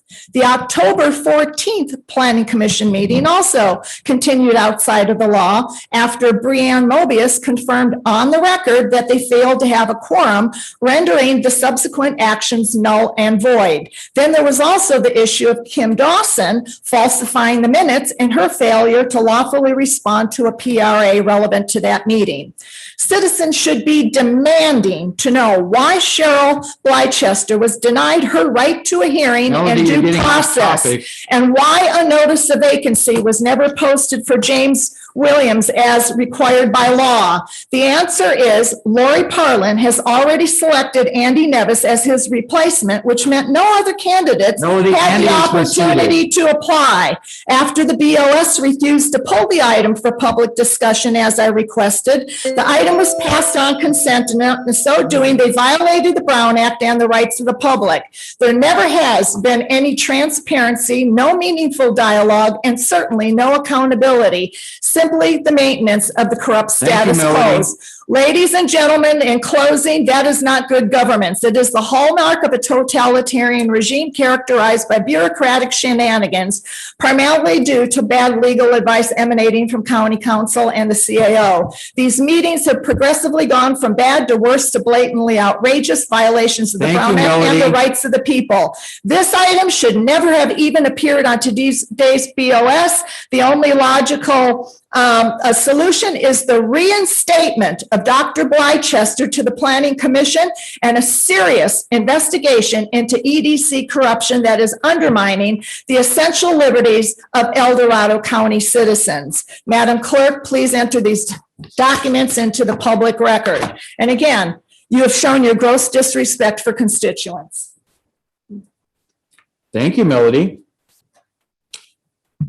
Anyone else present in the boardroom which wishes to speak on this matter?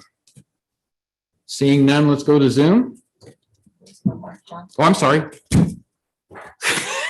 You put your head down? A long way to go. Yeah, it is. It is. Good morning, Leonard Grado. Good morning, supervisors. I think we need to reprint some more El Dorado County's Too Great for Hate bumper stickers as soon as possible to distribute. I have no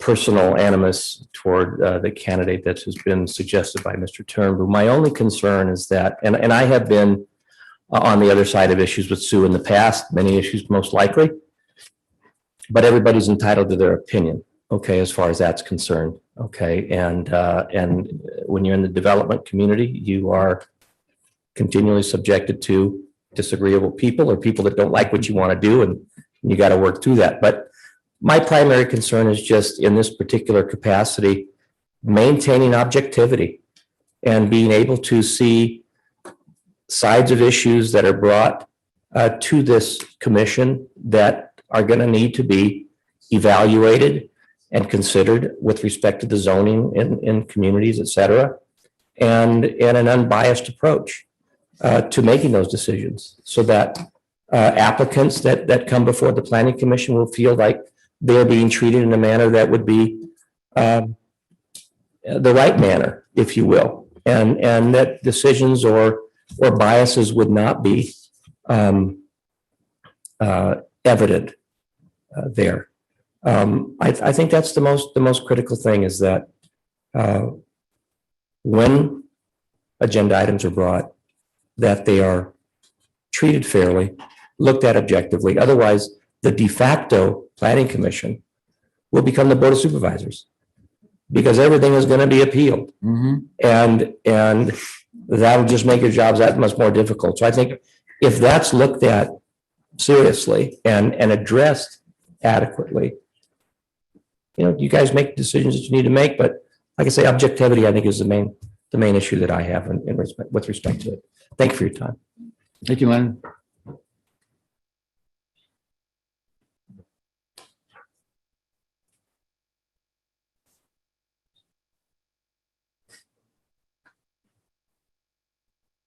Good morning, Supervisors. Laurel Brempbaum, El Dorado County Chamber. We did submit a letter opposing the appointment of Ms. Taylor. I think one of the things that concerns us most, the Planning Commission it's the word planning. Recognizing that if we aren't growing, we're dying. And if we're dying, we can't provide services that our constituents expect. So if we have a contentious commission, if we have a delayed commission, if we have a position where we're not making progress and not moving forward with good growth, I'm not going to use the word sensible growth or all of the cliched words, but recognizing that that does need to happen. And that's a real concern for us. And then I won't repeat my letter. You've all had an opportunity to read that. Thank you. Thank you, Laurel.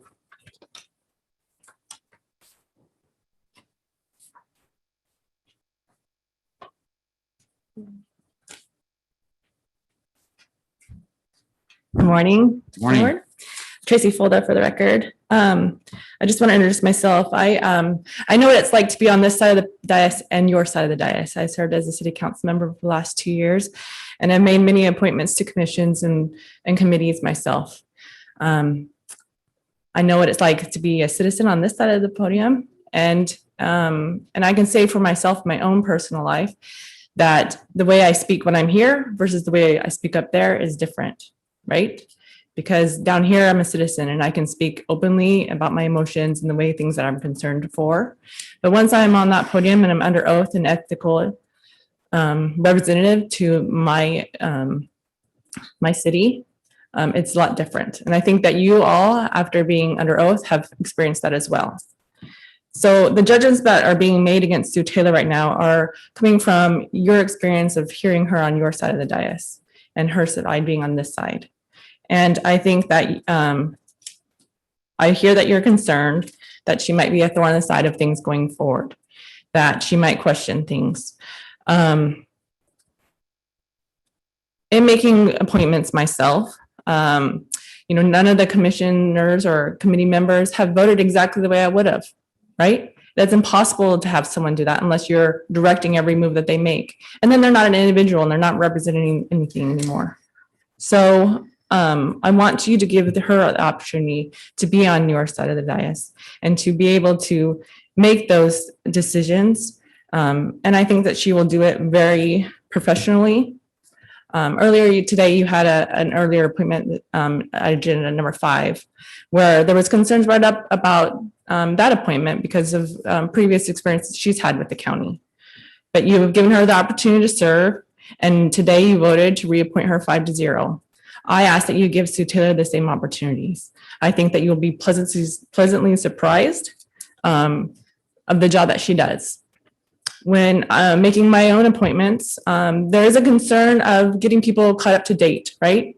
It's like drinking through a fire hose. They have so much information they need to learn and gain. I don't think you'll find anyone more prepared than Sue Taylor. She reads everything in advance and is well prepared. Your commission is tasked with these roles and responsibilities. They're encouraged to take an active role in making processes towards objectives. I think Sue Taylor has done that and shown you that she makes a very active role in everything that she does, both here and in the community. She participates in volunteers and many assets in this community. And I believe you've read many letters adhering to that. They're responsible for attending the meetings and being prepared to have all documents read in advance. I can attest that I've seen the strategic plan and general plan that Sue Taylor owns. They are worn out by their readings. And that is something that I would look for in someone that I would appoint, with someone that is well-versed in the goals of this board. She doesn't have to be caught up on what's going on with these meetings and can make those votes and admissions in that way. I am a little concerned. And please wrap it up. I will. About some of the comments that have been made, because it does allude that the Brown Act has been violated by saying yourself, Supervisor Heidel, that it would be pulled, you knew that it would be pulled in any ways. The only way that you know be pulled in advance is if you knew that 3 people would oppose to it being on the consent agenda. That's my concern. So please give this a fair chance. I think that Sue Taylor will be you'll be pleasantly surprised by her appointment. I understand that you have concerns, but you can't have those concerns without giving her a chance first. And if there is an issue, that is up to Supervisor Turnbow to address. Thank you. Thank you. Anyone else in the boardroom? Okay, Kim, turn it over to our Zoom participants. Now taking public comment from our Zoom participants. Taking public comment from Jeanette. Hi, Jeanette Maynard. I live in Shingle Springs, part of District 2. I say ditto to the last speaker. I say ditto to Ruth Michelson. And I say ditto to Chris Payne.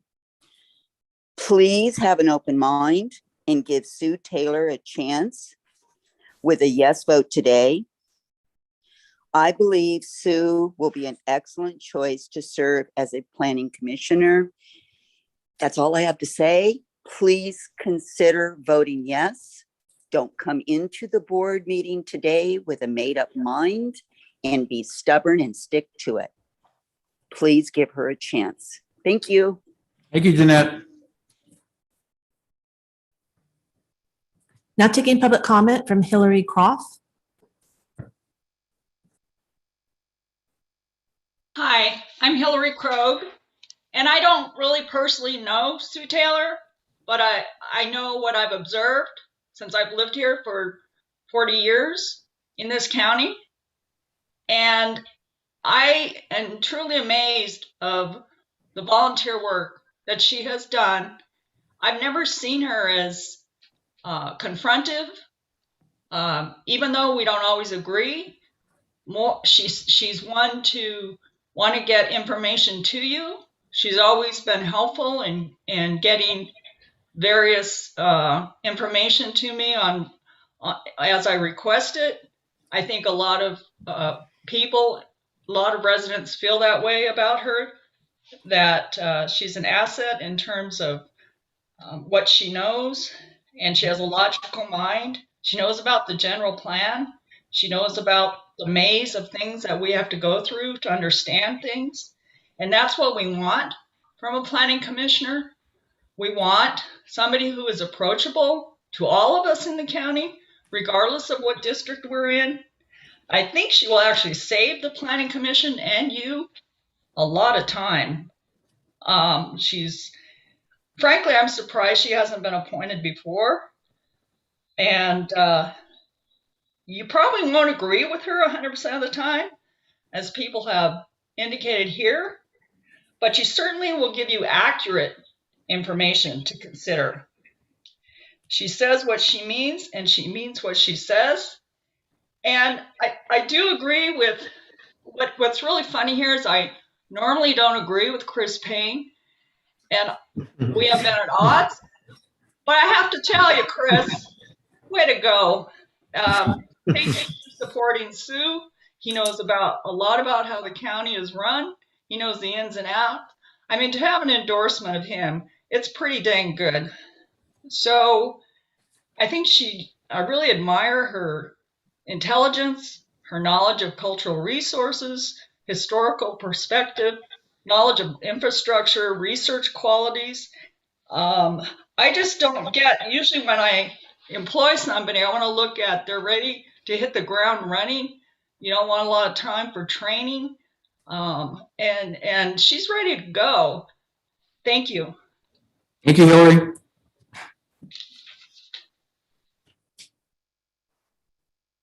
Now taking public comment from Brian Chapman. Good morning, board. This is Brian Chapman. I live in Diamond Springs. I think that Sue should be appointed. She is most knowledgeable, competent, and in most arguments, in most circumstances, when it comes to planning, comes totally prepared to speak to questions. I have some other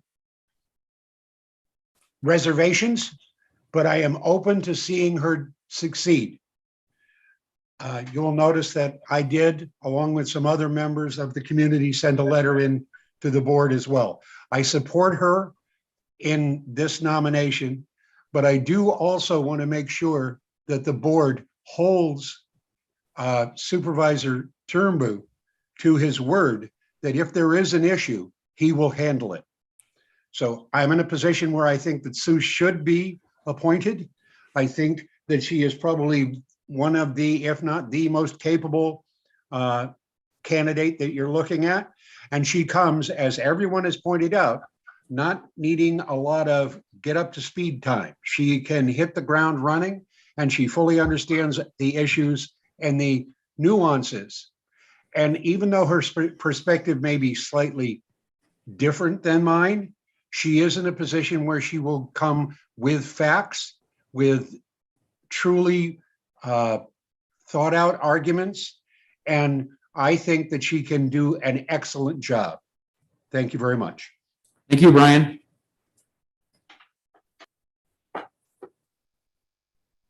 Now taking public comment from 390.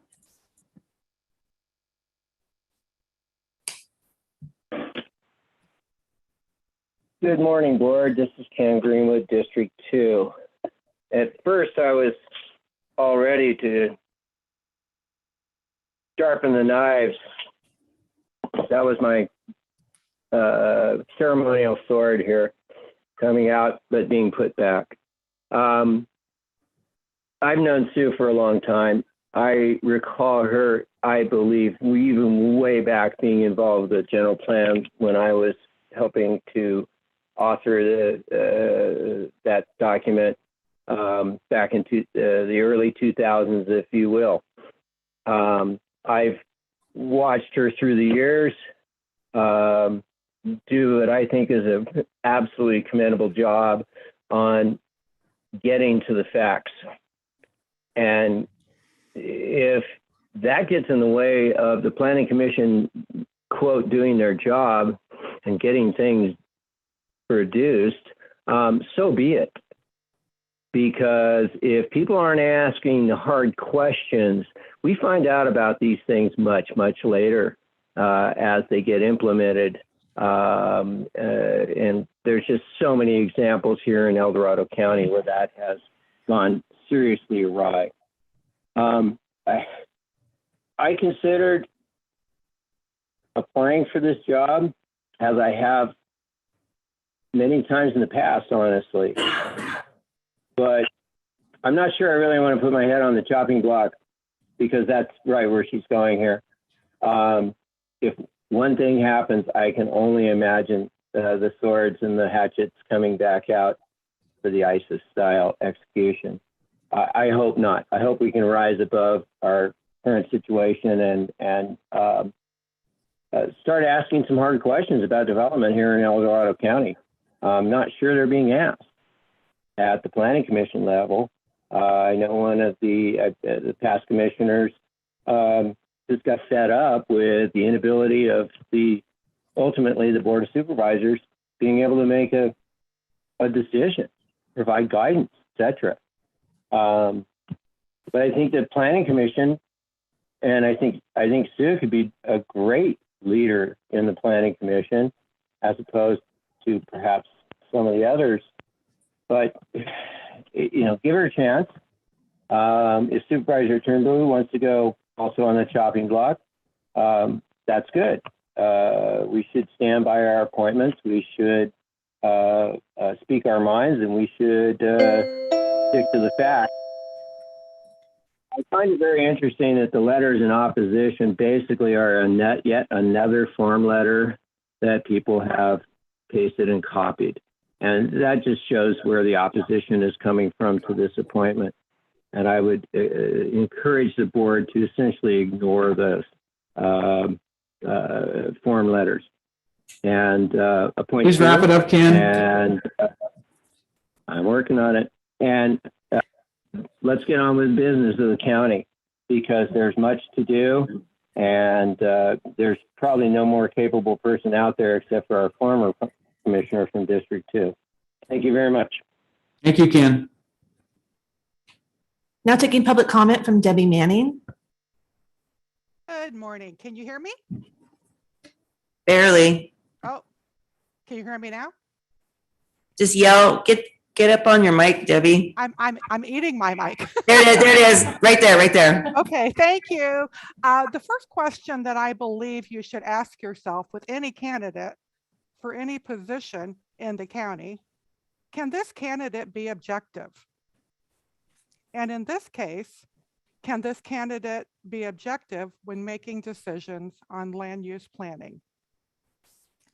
The second question is, shall there be criteria for the planning commissioners? I checked the website for planning commission and I see none. Maybe one simple solution is changing and having criteria. The appointee should reside within the supervisorial district of the supervisor who selects them. Could that be changed to shall or must? Perhaps additional criteria should be added as well. Lastly, It is healthy to agree to disagree when done with respect and professionalism. I leave you with a quote by David Myers. There is an objective reality out there, but we view it through the spectacles of beliefs, attitudes, and values. Can you speak up a little bit more, Debbie? Oh, what part didn't you hear? No, I'm hearing it, but it's getting fainter, it seems, over time. So Oh, just okay. be a Okay. little closer to the microphone, please. Okay, so lastly, it's healthy to agree to disagree when done with respect and professionalism. I leave you with a quote by David Myers. There's an object reality out there, but we view it through the spectacles of beliefs, attitudes, and values. Thank you. Thank you, Debbie. Now taking public comment from Kurt Smith.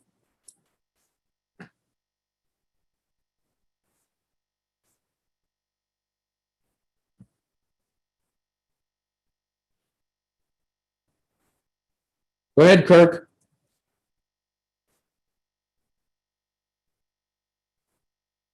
Do you want me to move on to the next? Yeah, Kirk, it appears your microphone is not working. You're unmuted, but we can't hear you. So we're going to move on, and please get your microphone operational. Let's move on. Now taking public comment from Gordon Helm. Morning. Can you hear me? Yeah, you're fine, Gordon. Go ahead. I want to say thank you for allowing me to speak. Gordon Helm, I'm a lifelong resident of El Dorado County. I think Sue Taylor has a good understanding of the general plan and probably better than most of the other individuals that applied for this position as supervisor term due had stated.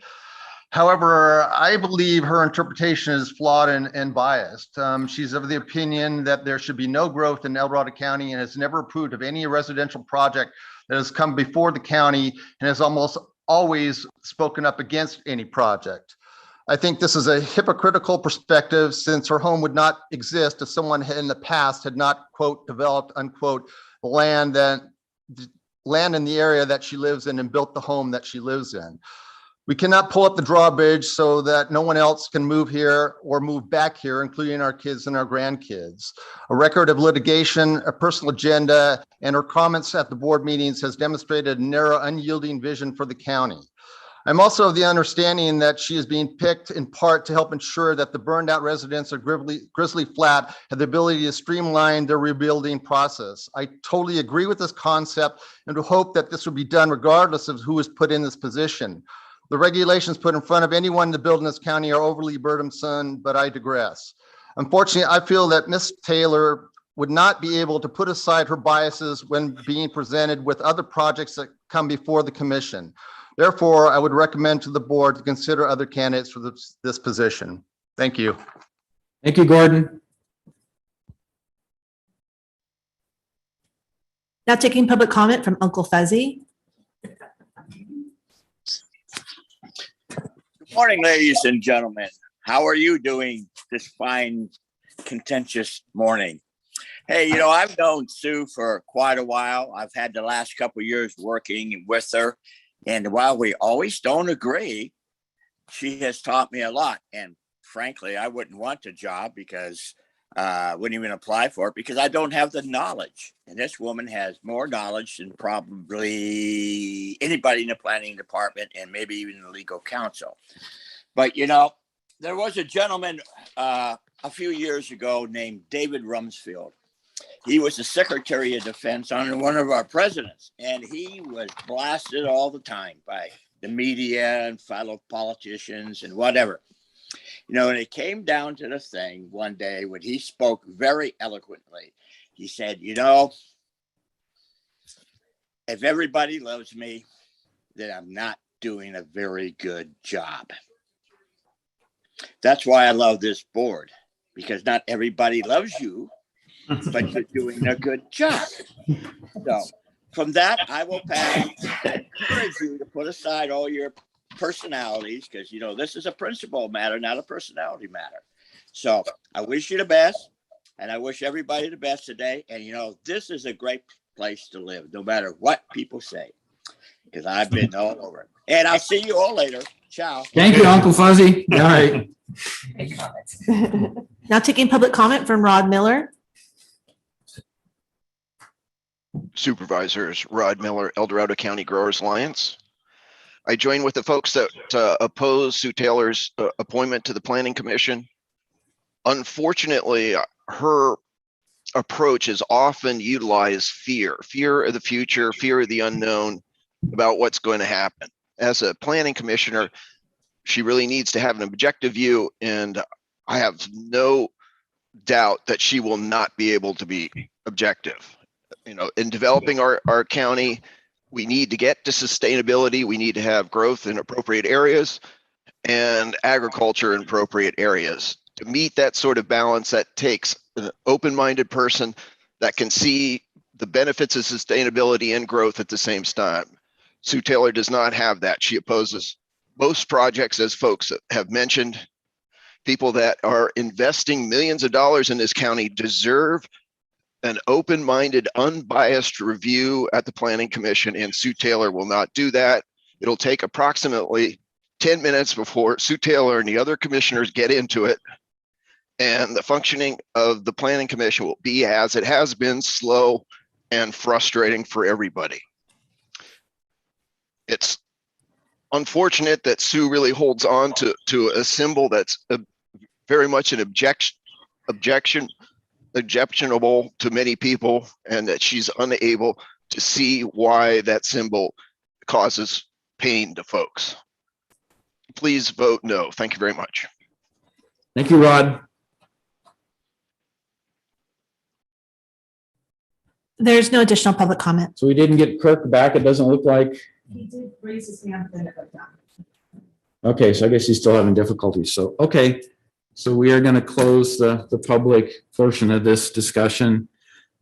Sue, would you prefer that we have staff respond to any questions before you make comment? Is that your preference? Okay, so does staff have any responses to the public comments that were made? Any clarifications of any kind?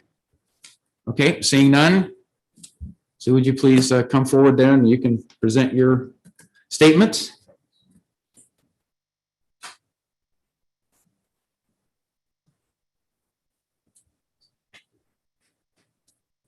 I think I've been fairly forewarned. And I know that I can be objective. I deal in different governmental issues, and you have to weigh what's in the policies, what's in the general plan, what's in the zoning ordinances, and if there's things that, those are the framework that I'm used to working in my own profession. And I'm sad to hear some of the comments. Gordon, I have to say that years ago, I designed his parents' second dwelling in their property, and I helped them through the process, and they were great people. And I just feel sad that some of his statements were inflammatory and false. And I don't know why he chose to come out and do that. His mother even brought me a bouquet of flowers when my daughter went through a stressful situation. And I have a hard time understanding that kind of relationship. Anyway, and then Rod, full disclosure, they asked me years ago to write an initiative after we're successful with Measure E for a marijuana initiative, and I explained why I couldn't do that and why it didn't really make sense. And then the county went ahead and did it with working with everyone. And now there's regulations that we all have to adhere to. And I think he's reflecting some of that anger of those regulations on me.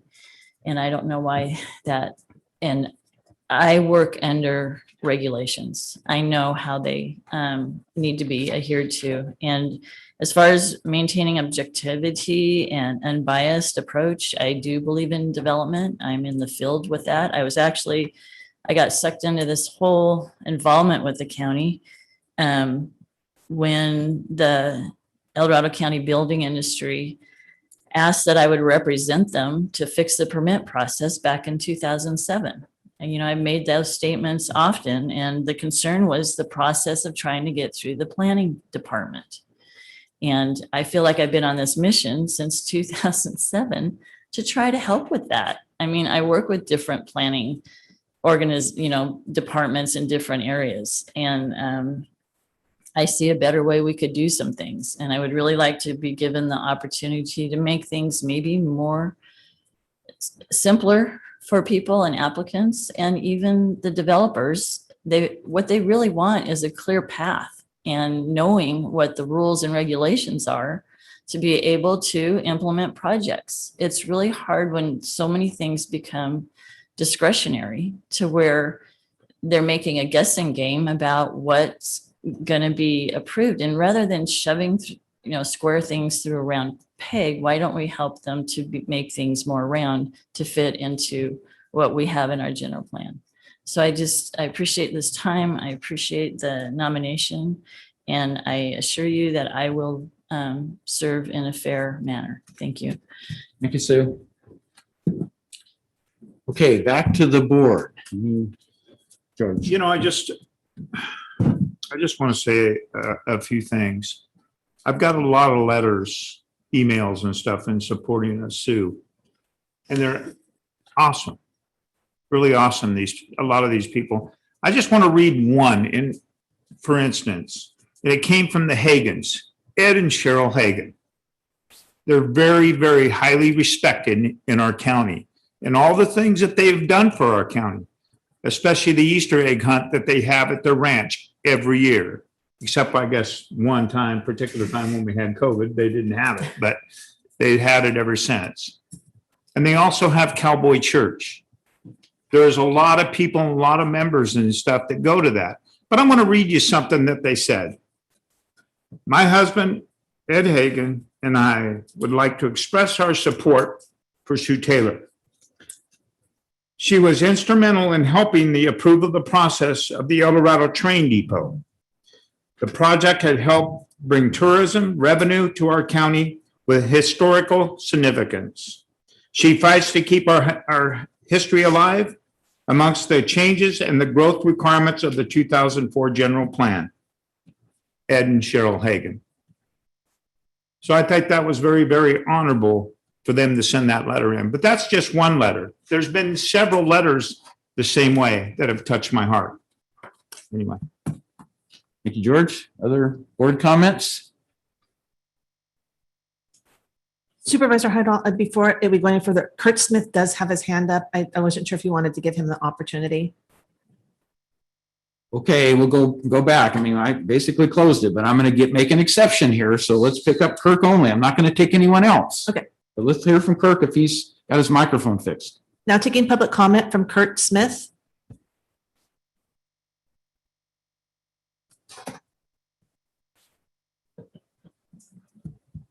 It looks like he's having the same issues. Kirk, you're not muted, but we can't hear you.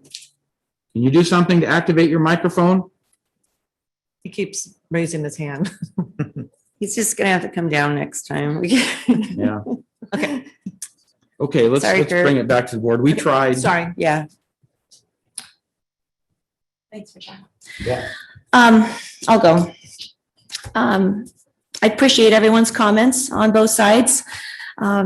It's very helpful. I'd like to assure that my thought process and my comments today are certainly not about personality. I think this board works really hard to not form our opinions or our viewpoints or our decisions based on something personal or trivial or personality traits, not at all. And I certainly agree with the statements that she's well qualified, that she has a depth of knowledge, and while her qualifications, look really good on paper, and my challenge is that her actions are not consistent with the qualities of an effective planning commissioner. And I'd like to go to our planning commissioner member reference outline that is on our website. And I agree, it's hard to find. It's under a section on ethics, and I will read, I quote from our reference outline, reference outline. The residents and businesses of the County of El Dorado are entitled to have a fair, ethical, and accountable local government, which includes appointed committees and commissions. Such a government requires that public officials and appointed committees and commissions adhere to the following. And one of the qualifications is that they be independent, impartial, and fair in their judgment and actions. Now, under the Planning Commissioner member guidelines, it goes on to say that a planning commissioner needs to be able to, and I quote, render an independent decision based on findings of fact when acting in a quasi-judicial capacity, applying policies and law to specific projects. Commissioners should be able to support decisions based on objective facts, even if the decision is not consistent with his or her personal opinion. And that is in our Planning Commission member guidelines. And it's really easy to say that you're going to be fair and impartial. That's real easy to say. And I had to weigh the history and the past actions of Ms. Taylor. And she has shown that she has a strong personal agenda, which I feel is very problematic in a process that calls us to be open-minded, where we need respectful dialogue, a collaborative intent, and sometimes compromise when findings of fact demand that. Additionally, her actions have shown that when a decision is made outside of her position on an issue, as we have heard, often Ms. Taylor's fallback plan is to go to litigation, not to look for common ground and compromise, and then accept the decision. And I find that problematic for a potential planning commissioner. This board has been rocked with chaos and controversy this year, and it is imperative that that not continue. I understand that there were many applications for this position, one of them being Chris Payne.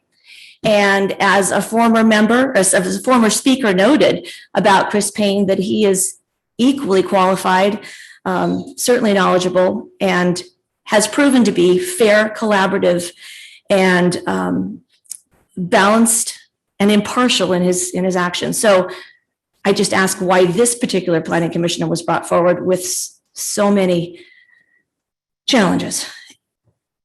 So those are my comments. Thank you, Wendy. Who would like to go next? I'd like to hear from Supervisor Novosel next. She actually pulled the item. I didn't pull the item. The item was already under.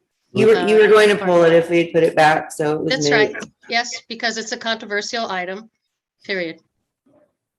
Go ahead, Lori. I'd like to hear why you were going to pull it. That's what I would like to hear. I just said because it's controversial. So you didn't have any thoughts on it? I have lots of thoughts on it, but that's why I pulled it. You asked me why I pulled it. Yes, I want to hear them, please.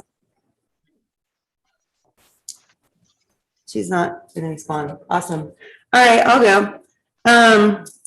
I'm really troubled by all of this, quite honestly. I think if we tried to fulfill everyone's criteria for what was said today, nobody's qualified to be on the planning commission, quite honestly.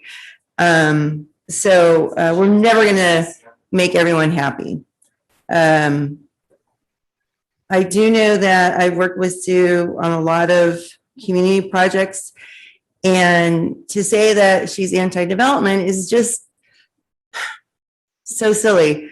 The design standards that we are still working on to this day that we all really want to get done for our county actually came out of meetings back when we started on the general plan update at a community meeting in 2012 at the Cameron Park CSD building. And when a lot of us realized, wow, look what they want to do with the county and develop it. And Sue said, well, the general plan actually says you should do these design standards so that the community has input on how they look and feel, and so that the developers know what to expect.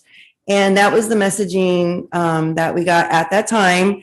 It was called EDAC, not CDAC, and the Reg Reform Group were pushing that. And, you know, Sue came and helped us figure out how to navigate that. And I think we're finally going to get it done. And the whole idea was to, quite honestly, and it's really weird to say it out loud, but it's just to streamline development so that everybody knows what to expect. I also know that if there's folks in the community that have a hard time navigating the planning department processes, because quite honestly, they are confusing. I had to put a project through and I needed assistance. Sue is often the person that gets the phone call to say, I need help. This process is not clear to me what to do. She understands our processes. She's very giving of her time, quite honestly, to help folks.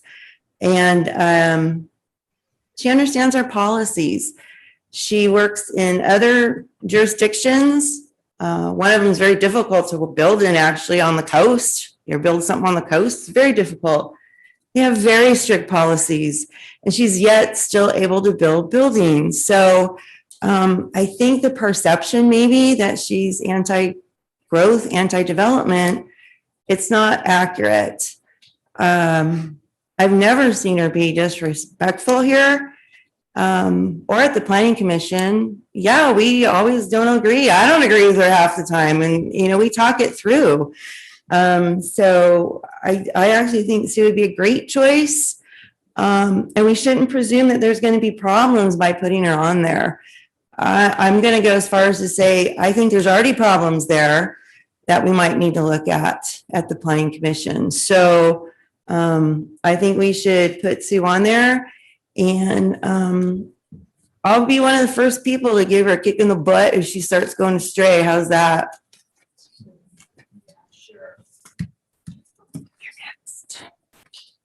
Chair, Okay. Yes, Sue? I was waiting for you to let me know who's going next. Go ahead, Sue, if you'd like to speak, please. Sure, thank you.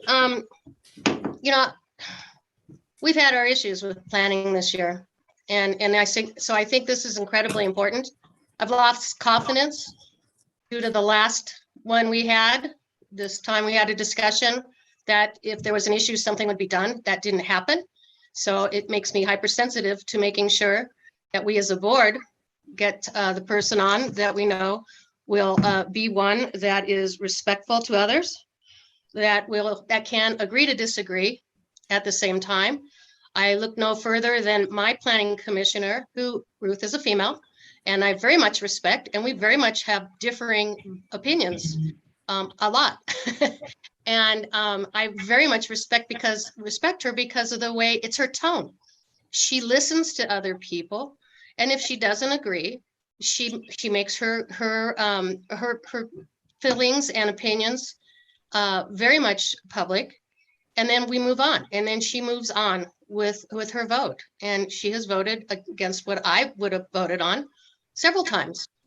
It doesn't make her a bad commissioner. It makes her very good in that she can have that conversation in a respectful manner.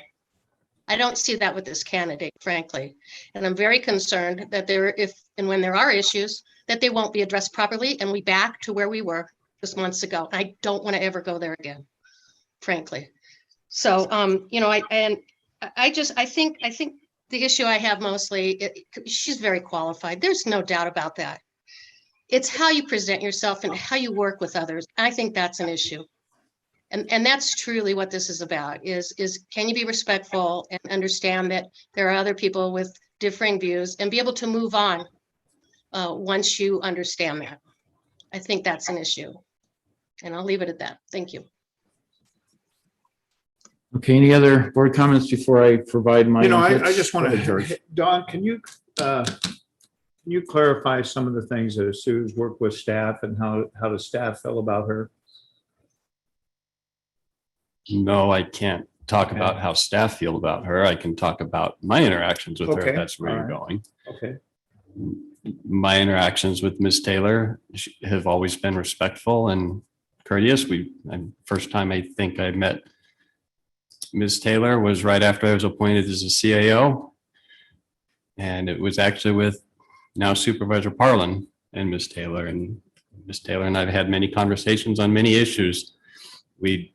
She probably hasn't liked many things I've said, and that's fine, but she has always treated me with respect. And that's all I can say. I can't talk about other staff. Okay. But she has worked well with staff. She's worked well. I'm not part of those conversations with staff, so I couldn't answer that. Just wanted to clarify that. We could ask Dave how his experiences have been with working with Ms. Taylor, because I know we have. I think it was similar to what Don just described. They've been respectful and professional. Okay, so I would like to reflect on a couple things that haven't been identified, and that is some of the requirements that the Board of Supervisors imposes upon our planning commissioners. Number one is ethics training, AB 1234. Has to be complied with, it has to be completed. That would hopefully be the sounding board to understand what objectivity means, what it's fair and balanced means, all those kinds of things. So I've been through the training several times personally, and I do think it increases your awareness of where you go beyond your personal beliefs when you're exercising a voice that represents the public, because I think you have to be able to separate yourself from your personal beliefs and what's in the best interest of the public. So those are some of the things that I think that ethics training does. There's also a requirement for Form 700, conflict of economic interest filing, which means you have to disclose all of your interest in properties or development or anything else as a part of that disclosure. So that is a requirement. And then the third one that the board recently imposed was implicit bias training. And I know based upon our based upon our Human Rights Commission meeting, we still have a lot of our commissioners and committee members who've not completed the implicit bias training. And so I'm hopeful that with the new offerings we have that they will complete that, because the board, if I remember right, unanimously said that should be a requirement. But it helps all of us to better understand what is inherent biases that we've developed over time. And so those are three requirements that I believe apply directly to any planning commissioner. I know that some of our planning commissioners have fully met those. I don't know that all of them have.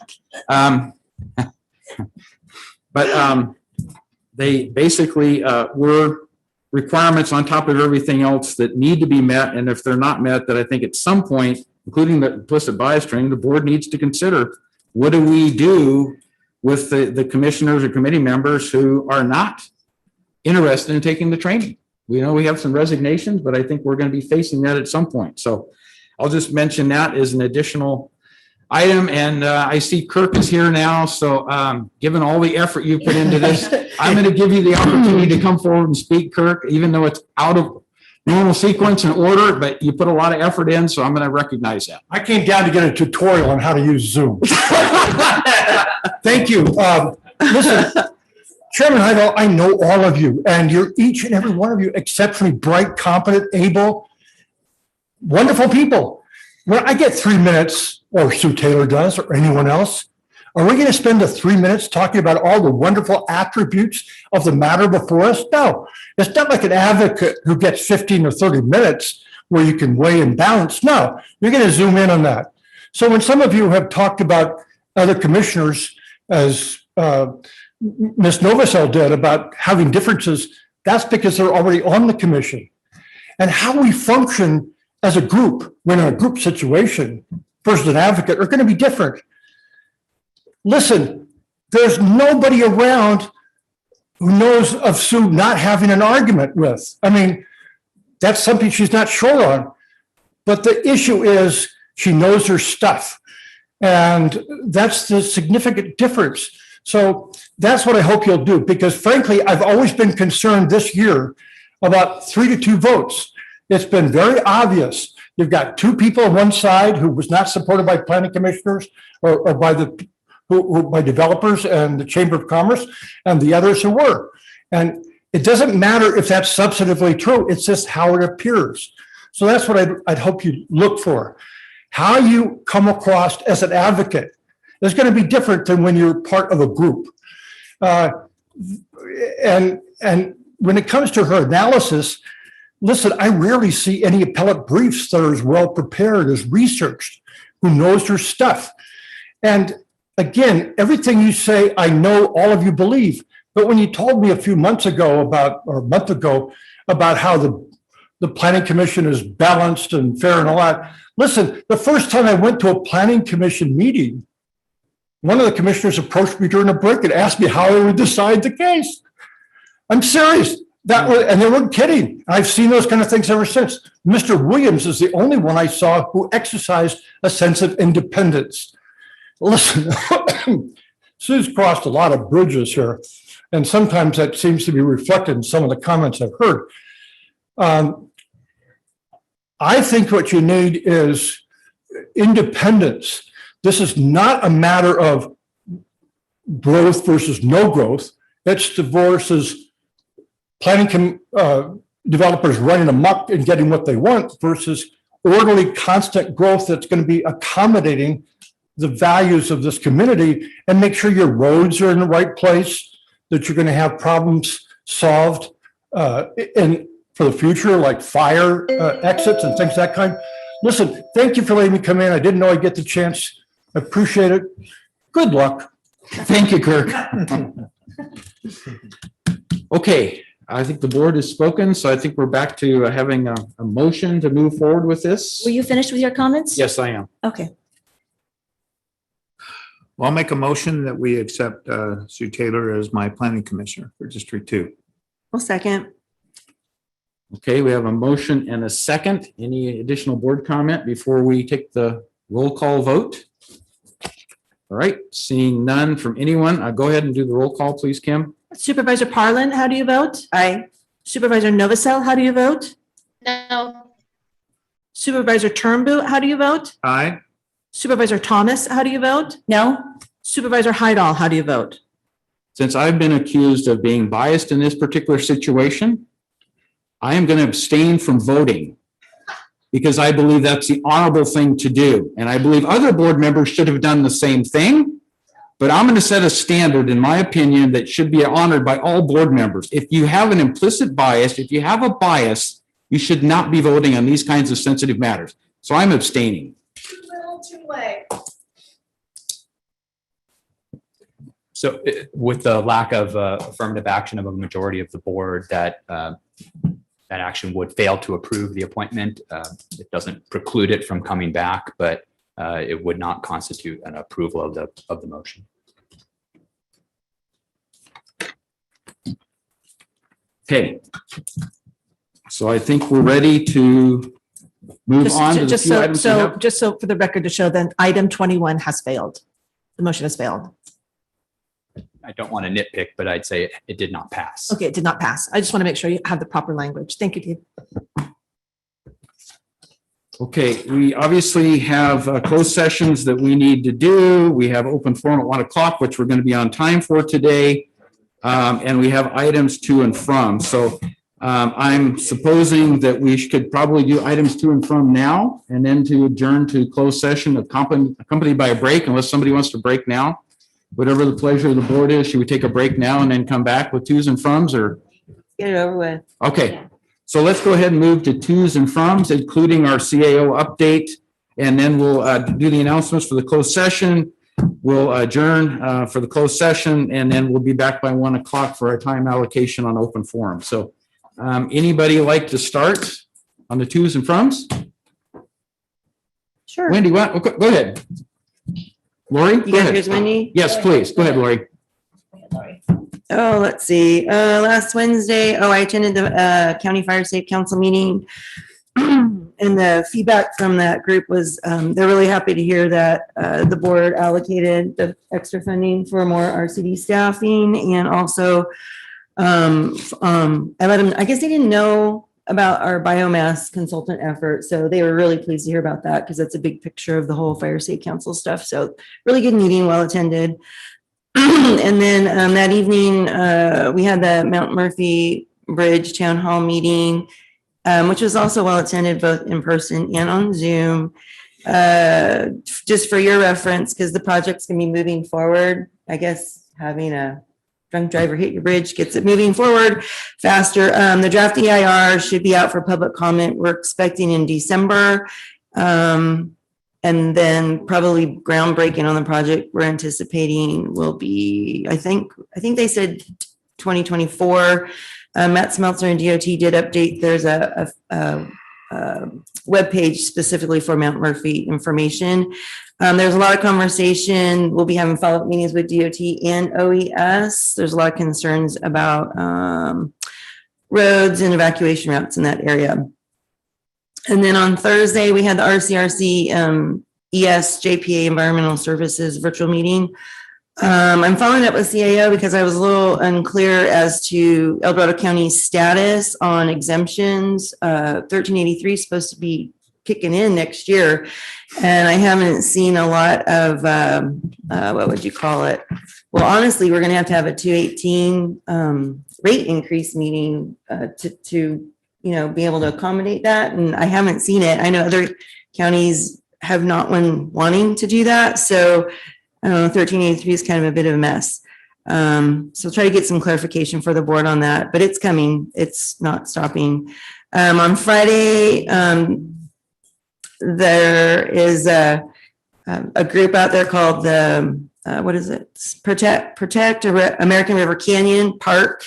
They're based in Placer County, and they've been working towards, long story, and back in 2019 or 20, I had the board write a letter of support, but just to let you know that this group's still working on trying to get the, back in 1964, when the State Route 49 bridge was washed out and fell into the river, the North Fork of the river, it's still there and it's hazardous. And now that it's pretty darn clear that, Auburn Dam's not going to be built, there's a group still trying to get that removed, and it's going to be a huge effort. And I appreciated that they're including El Dorado County in it because it is our boundary line. So I'll keep you guys posted as that moves forward. They might need some letters of support or something like that. So keep you posted on that. I had a meeting with our District 4 Fish and Game Commissioner, and he brought up the concerns that they're getting a lot of emails and phone calls and stuff about vehicle wildlife collisions. And I didn't know if other districts were too.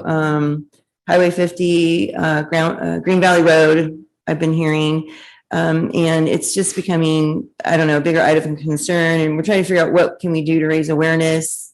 People drive fast. I don't know what to say about that. So, but it does actually cost, there's an economic impact to that, including the safety impacts that we kind of want to look into addressing. And then on Saturday, I appreciated joining Supervisor Turnbow in his meeting with Congressman McClintock. He will be out, McClintock will be on the floor this week, I think, advocating for appealing to the president for FEMA individual assistance. So we appreciated that meeting to get him some clarification on how the timeline went of the project. And then virtual cap to cap started yesterday. And I'm going to say, quite honestly, I'm not figuring it out. The virtual meetings are not being well connected. I don't know about you guys, but the connectivity with us has been off. And it's a shame because I thought, oh, this could be really cool, a good way to, interface with our legislators and stuff, but I'm not feeling it. So I don't know. I might ask Shelley to try to get better connected, or maybe just let it go until we have the next one in person. I'm not sure. So curious to hear your feedback on that. That's it. Okay, District 3. I agree about the cap to cap, but the week is still young. Yes. And so, look forward to seeing how the process unfolds. I think we have a session at 12:30. I think 12:30 to 1. I think we do have a cap to cap session. So if we could get out of closed session to attend that, I'd appreciate Okay, that. fine. Yeah, we can work around But that. we'll see. It's clunky, and but I appreciate the effort and at least connecting us in a challenging, time. I had a very productive community chat this Thursday with the Diamond Springs El Dorado community regarding housing, regarding what they love about their community, as well as talking about the Dorado Oaks and what they're concerned about moving forward. It was incredibly helpful for me to understand their comments and hear their conversation firsthand, and it went incredibly well. So really grateful to all the residents that came out for that, and we're just so collaborative and respectful in their dialogue. We had great debate, and really important information came from that, and look forward to doing more of that. Behavioral Health Commission, there was no real action taken on that. I want to thank our Building and Planning Department. I had a really, really strong meeting with them yesterday. Really appreciate that. And mainly wanted to talk about SAGHOG. Had a SAGHOG meeting this week. And in one of I pulled an item off consent, and the action item was to authorize an RFP to hire a consulting team to develop a research design framework for transportation pricing and incentives in a pilot project, looking at, how we deal with VMT. And so they were actually designing this research project and hiring the consultant to do that. And I did not feel that the outcomes that they were looking for a firm to research really met the rural needs. So the staff report noted that the policy outcomes that SACOG was looking for was to, one, advance equity in underserved communities, and that does fit us, but reduce VMT and GHS emissions, manage roadway congestions, and provide sustainable revenues. It did say one of the focuses of the pilot project should be to evaluate the impact of pricing on lower income households and rural residents, but nowhere did it state that the pilot would work to establish a transportation pricing and incentive policy that worked within a rural model. And that was my challenge, that if we were actually spending consultants to help actually design a transportation policy and incentive program, it needed to work within a rural model, not just an urban framework.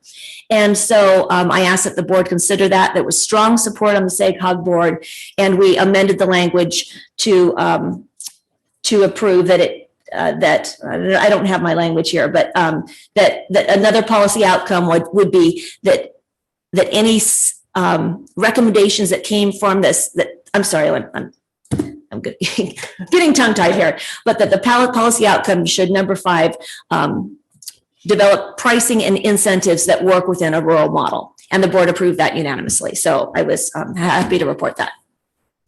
That's all I have. Thank you, Wendy. George, you want to go? Yeah, not really much to talk about. Friday and Thursday and Friday, I met with a lot of applicants for my planning commissioner and stuff, and talked about some of the other issues and stuff that was going on in our county with them. And then I had that meeting with McClintock. It went very well with Lori and stuff. And he is going to speak on the House floor to help make sure that we get the FEMA support for all the residents out there, individual support, because they need it very much so. And he's going to talk about, there's 3 letters that was submitted that we put together, Mark, myself, and I, and we put it together and stuff and submitted to McClintock, and he's going to read those letters on the House floor. So it's really kind of awesome, and what effects they had and how they experienced the fire when there was coming on their property. And there's a lot of other issues with the Forest Service and stuff on the response time and stuff. And he's going to try to put different policies in place, older policies, especially the 10:30 a.m. policy, where the fire needs to be suppressed the next morning by 10:30 a.m. And that hasn't been, that was taken out of by the Forest Service a long time ago, but it was put in 1935. So he wants to stress on that to make sure that's put back, because that's a big issue. And then also setting, there were some issues with backfires and stuff when they do these backfires and they walk away from it. And that's some of the concerns that he had. So he is pushing really forward to help these residents, because it's very, very critical that they get this individual support, because there is no way, especially those people that had no insurance, to be able to rebuild out in Grizzly Flat. So we really, really need that. And also we had a fundraiser the other night, Lori and I attended, which was really good. The El Dorado County Republican Party put it on, and it was at the golf course in Camino. And it went very, very well, even though we couldn't play golf because it was raining. But that's okay. We had a great turnout. They were bringing tables and chairs in because they had no seating in there. Everything was filled up, and they raised a lot of money, and it was a great thing that we did. And I appreciate all the people and all the support from Grizzly Flat, especially the Grizzly Flats West Slope Foundation did an awesome job. They raised quite a bit of money selling hats and towels, golf towels and stuff. So there was a lot of support. Anyway, that's pretty much all I have. Thank you, George. Sue? Thank you, Chair. I'll kind of jump on that and say, we lost over 260 homes in my district. And I've been fielding a lot of phone calls, a lot of concerns equal to what George was just saying. We raised over $60,000 and counting in our fundraiser 2 weeks ago. It was really well attended, and we're very pleased that that's going back to Caldor victims and Tamarack fire. Our district is split in the middle between those two giant fires. So, we're trying to help everyone. But Sierra Tahoe still needs help. And I appreciate our CAO's office and those in staff trying to help them, because they're unique in that they've got a business that generally employs over 600 employees in our district, in our communities that now are in dire need and possibly maybe losing or not having a job. So trying to deal with that and get the cleanup going. Obviously, Highway 50 is of utmost importance, and so a lot of phone calls, a lot of concerns, trying to get that going forward. Within the basin, the Tahoe Transportation District, we had a 4-hour retreat last week, speaking specifically about transit in Tahoe and how do we get people out of cars and into buses, and not an easy thing to do, just as Americans don't like to do that. So how do we make it easy, convenient? And generally it's by offering free and frequent trips that, once you get to your vacation spot, you get out of your car and you don't see it till you need to leave again. That's one idea. Another way, and I very, very much appreciate this, is El Dorado Transit stepping up and being able to do the pilot program from Sacramento to South Shore on Highway 50 back and forth with a service that I'm very excited about. And I know it's been going on since July, but it was initially, I believe, brought in by Amtrak, and we've helped to take over that. And you guys probably know more about it than I do, because I don't sit on the West Shore Transit. But as from Tahoe Transportation, I can say the idea of collaboration and bringing these two transit systems together is that's exactly what we're talking about when we talk about better transit in our areas. And then I have a TRPA tomorrow, TRPA meeting where we're going to be talking about housing again. I've got a housing subcommittee meeting on Thursday. We're talking about doing exactly what I think a lot of people in government like us to do, and that is try to get out of the way, try to reduce fees, reduce issues around getting permits, and trying to move forward into helping people be able to get permits and get things built in particularly our working class and lower income projects. So very excited about that to try to help.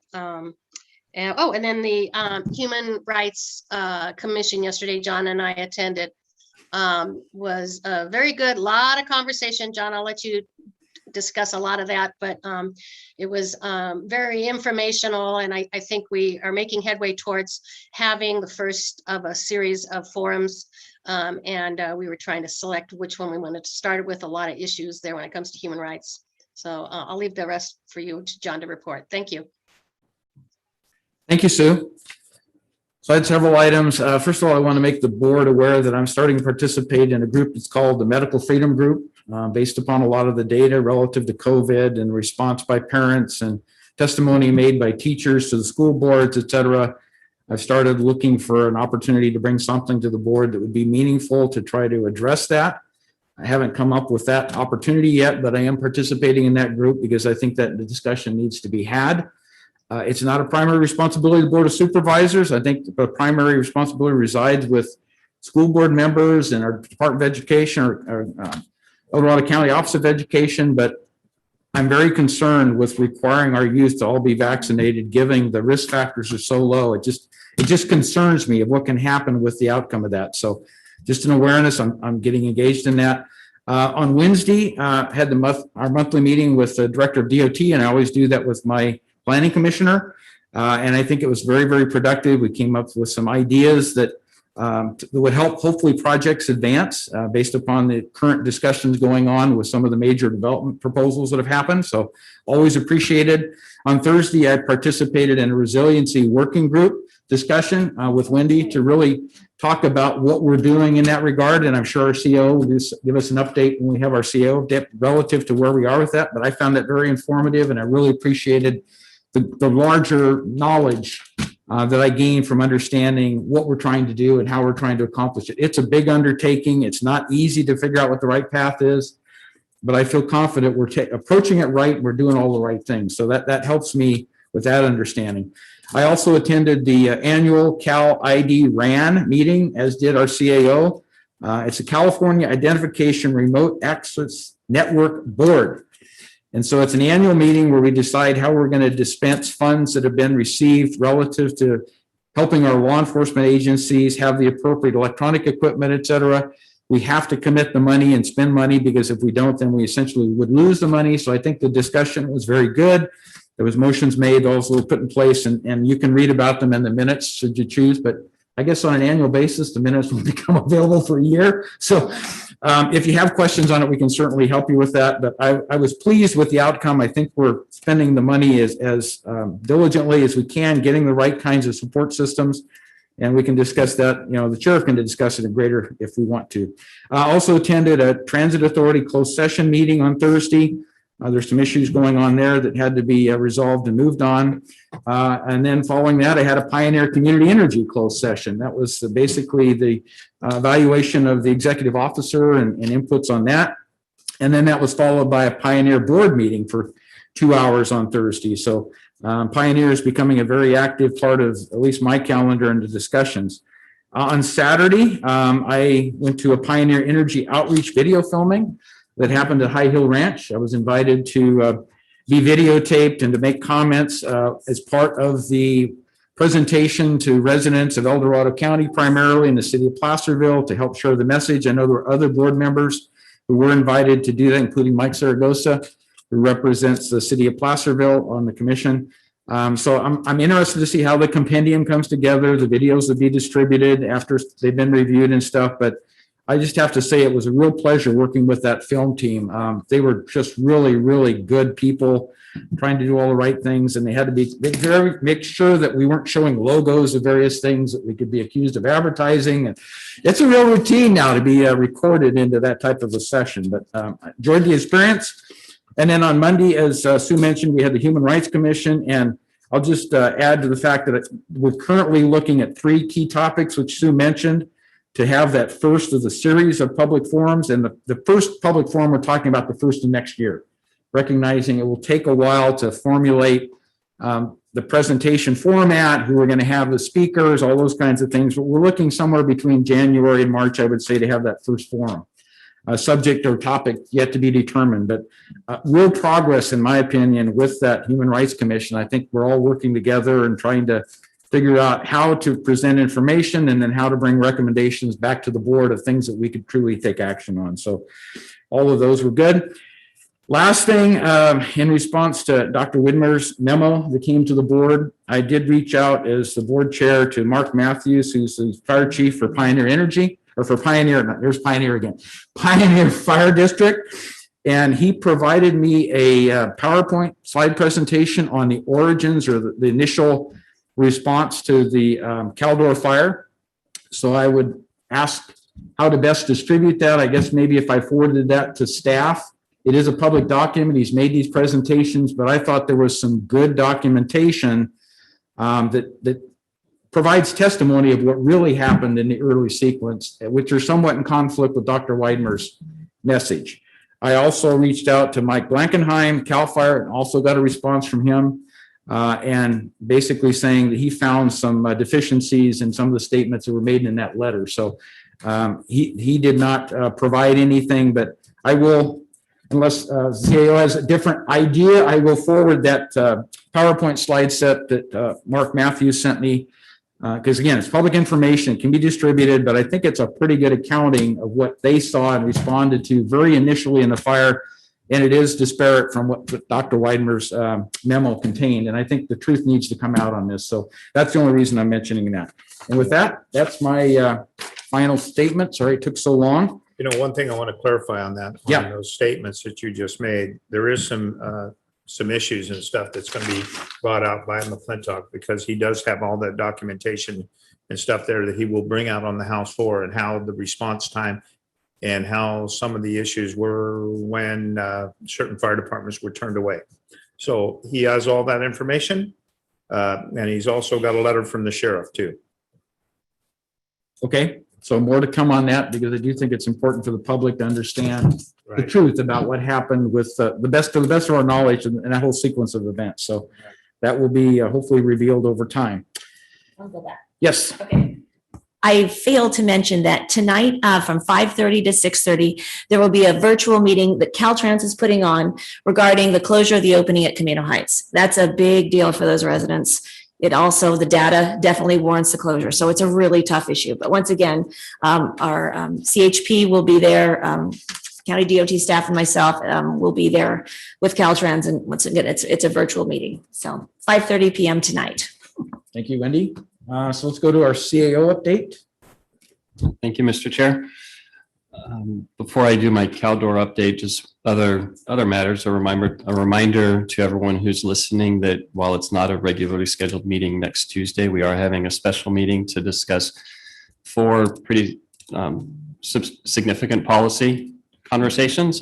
First is the Caldor discussion, an update on all the recovery efforts taking place, and then my office will be coming with an ask for staff and resources for consideration by the board. The second is the receiving direction from the board on how to proceed with our juvenile detention services. We have a couple options before you to regarding building a new one down here, possibly upgrading the South Lake Tahoe facility.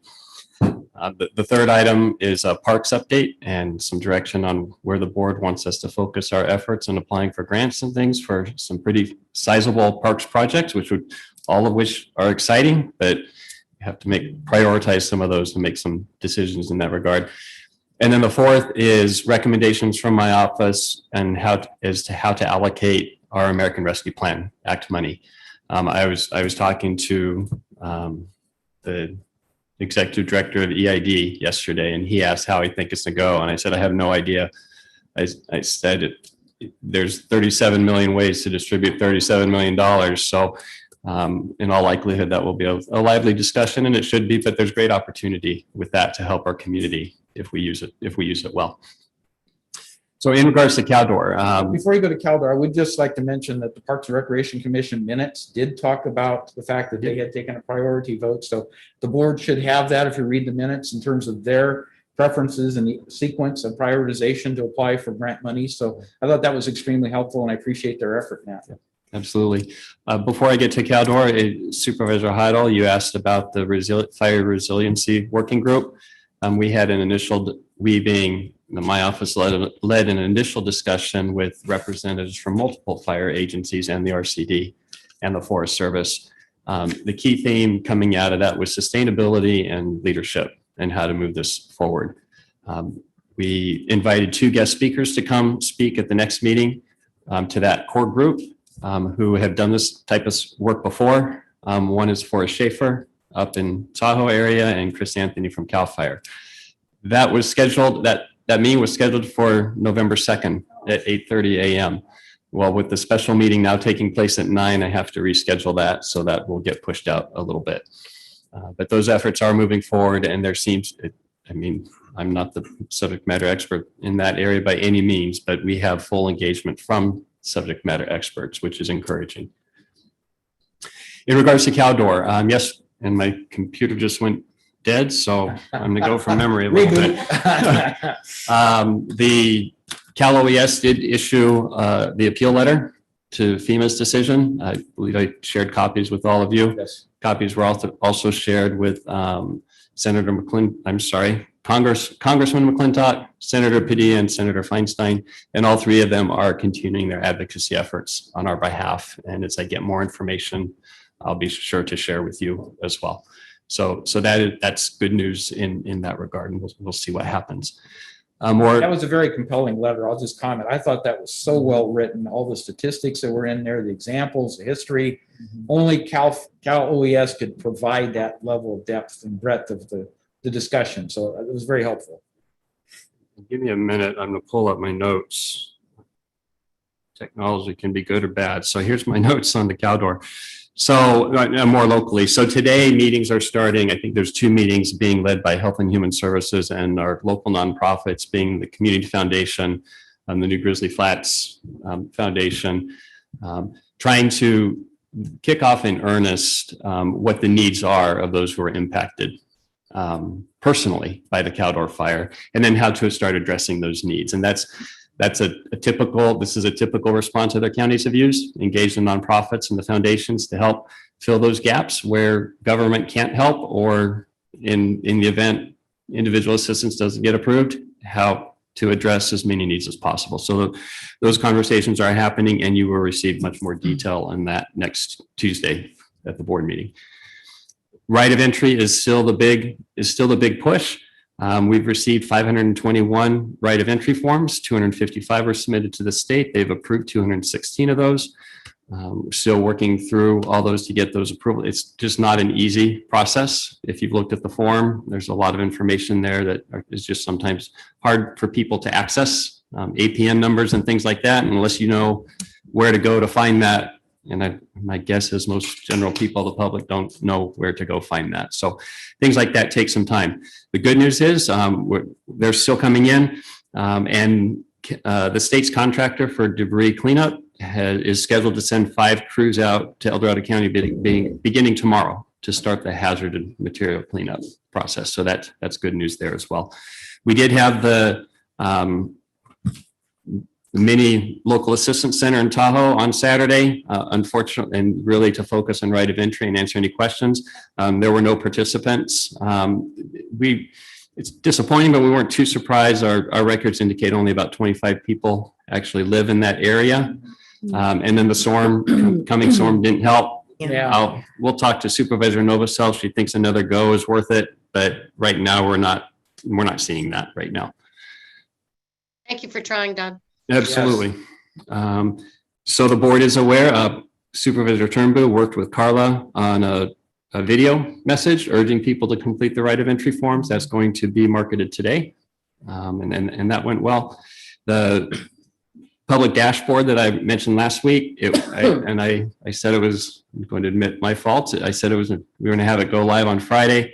Our GIS person who was working on it got pulled to deal with GIS stuff on the coming storms. So we didn't meet our Friday deadline, but it is up as of this morning. So if you go to the Caldor Recovery website, you'll see a link right there to a dashboard that shows right of entry forms and progress being made and other relevant information. And again, that will be shared in more detail next week, but you can look at it before then and have some questions prepared if you like. And the last thing, we're in trying to reach the people who have had property damage. Certified letters are being mailed out with copies of the ROE form and online access and how to get assistance to those we haven't heard from. Just trying every means possible to make sure we get in touch with those who've been displaced. And that's not easy either. That's all I have, Mr. Chair. Do you have any questions? So Chair, our cap to cap actually started at noon. We misread our calendar. So we'd like to adjourn to lunch right now if we could and come back at 1 for our open Just forum. one thing. I have one thing too. We're going to go. Yeah, we're gonna go. And then we'll see you guys That's at fine. We're not 1. going to take any action. Yeah, That's fine. sounds good. Okay. You guys read Going to the Washington, calendar. sorry. So, yeah, well, okay, good luck. Okay. Okay, the only thing I want to say is to make sure that we have a fundraiser coming up Thursday. It is basically a fundraiser that's put on. It'll be at the fairgrounds by Gordon Fassini and some others. And it's to raise money for a community center in Grizzly Flat. And then I think that'll start around 1 to 2 o'clock, I think it will, and go until about 7 or 8. So it's kind of like a pasta. You can drive in, get your pasta and leave too, or you can stay there and eat. The other thing is we have also that the Brian Ishmael golf tournament is going to be held at Cold Springs Golf Course this Friday. So, and them funds will go, to help the family and stuff there. So anyway, that's all I have to say. So I had one additional thing on the Caldor recovery. I think it's important to acknowledge that our auditor controller, Joe Harn, received a check to go to the El Dorado Community Foundation for $250,000 from Lennar Homes. I mean, you talk about, helping the recovery, all of us help in that way that we can. But I think it needs to be recognized that in this case, they stepped up and helped our community, and that those funds will go a long ways to help people's grief that they're living with in terms of how they try to pick up the pieces and rebuild their lives that, lost their homes or the livelihood or whatever it was related to Caldor. So much appreciated. That's all I can say. So yeah, thank you. Yeah. So it sounds like what we're going to do is we're going to come back at 1 o'clock for our open forum. After that, then we'll go ahead and do the closed session and then finish up the afternoon probably in the closed session and adjourn if we don't have a report out. So, all right. So with that, See you at 1 o'clock. Yep. See you at 1 o'clock.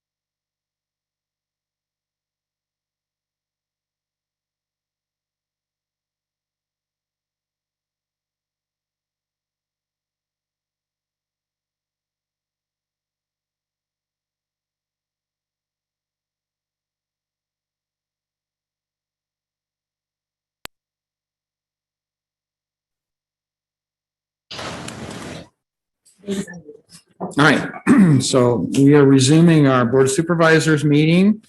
And at this point, we have our 1 PM time allocation for open forum. So Kim, if you would read that, please. Now taking public comment on open forum. Individuals will have 3 minutes to address the board. The timer will notify you when you have 10 seconds remaining to comment. Public comment will be taken first from those participating in the boardroom and then from those participating through Zoom. For those participating by Zoom, please make sure you unmute yourself when called upon. If you're joining the meeting by phone, press *9 to indicate a desire to comment. If you're joining by Zoom, press the raise hand button. Please voluntarily state your name for the record. Please come forward.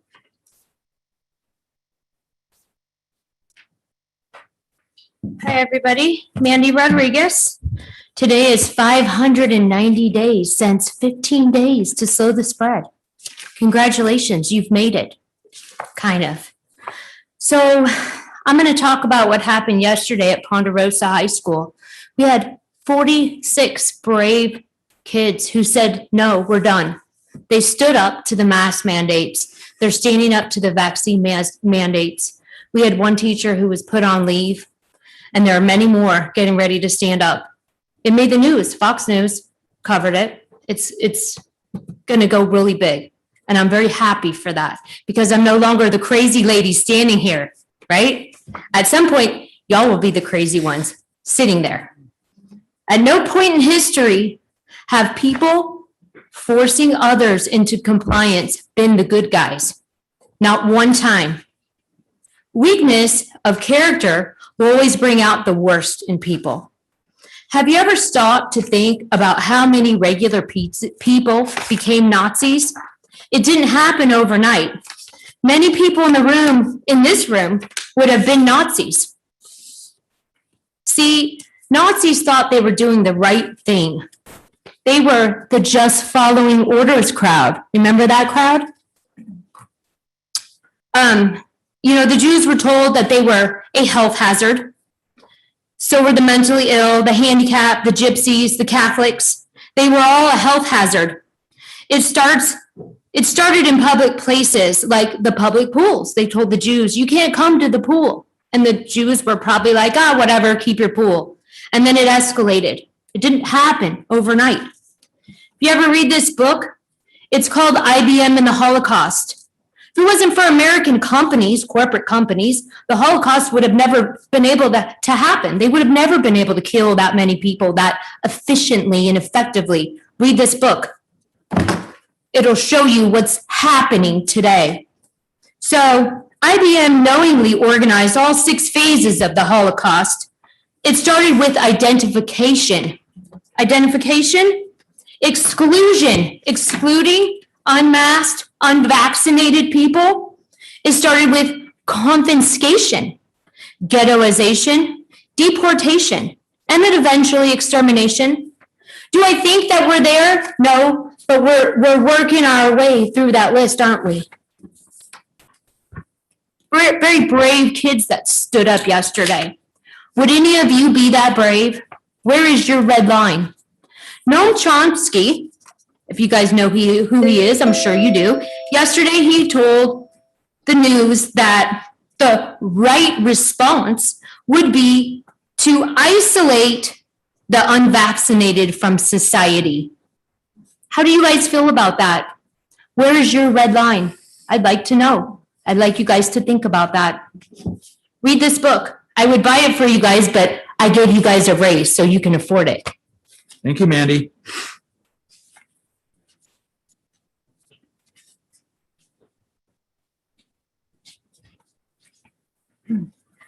Ruth Michelson, District 4. Good afternoon. Couple things. I'm wondering, this comes out of the blue, but this is open forum, about where our climate action plan is. I heard earlier today that supervisors are not to, they're not to have their personal agendas on the line and to be representing their constituents.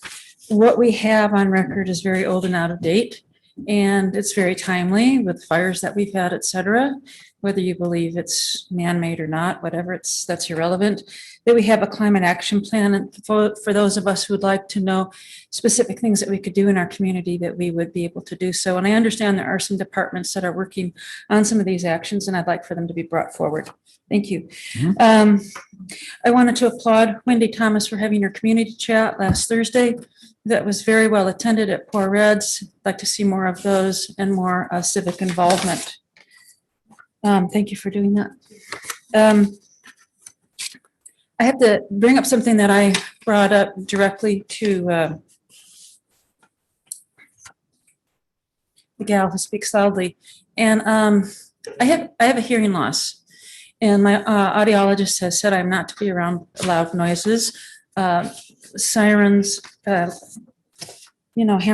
jackhammers, etc., because it continues to damage my ears. By rights, I should be wearing hearing aids, and I'm just stalling. I have reached the golden age of 65, and I need to do it, but I will. So I am asking you for some accommodation here. I cannot be in this room when yelling is going on. That's why you see me get up and leave. But I would like some control taken about that yelling. I don't have the answers for you, but I don't think that's acceptable to be having yelling at a public meeting. It's not an issue of the microphone, because even when the microphone is off, it's too loud. So thank you for considering that disability and that accommodation. How much time do I have? 50 seconds. I brought it up to Melody and she would not take ownership of it. So I tried the direct approach. Excuse me. I'm not done. The other thing I wanted to bring up about was when we had the J6 meeting last week, and 4 out of 5 of you, the J6 about that Bass Lake, etc. And 4 out of the 5 of you said that you had met with the developer. The Brown Act actually calls for more than I met with the developer. Please review the Brown Act and see what you're required to do. You're to write up what it is you spoke to the developer about. That's how I read the Brown Act. 12 seconds. The last thing might be have to do when it's appropriate to recuse yourself. It would seem to me if there's been antagonism between you and an applicant, then recusing would be appropriate. And maybe you can discuss that in your good governance workshop, because I think that comes up and is applicable. Thank you. Thank you, Ruth.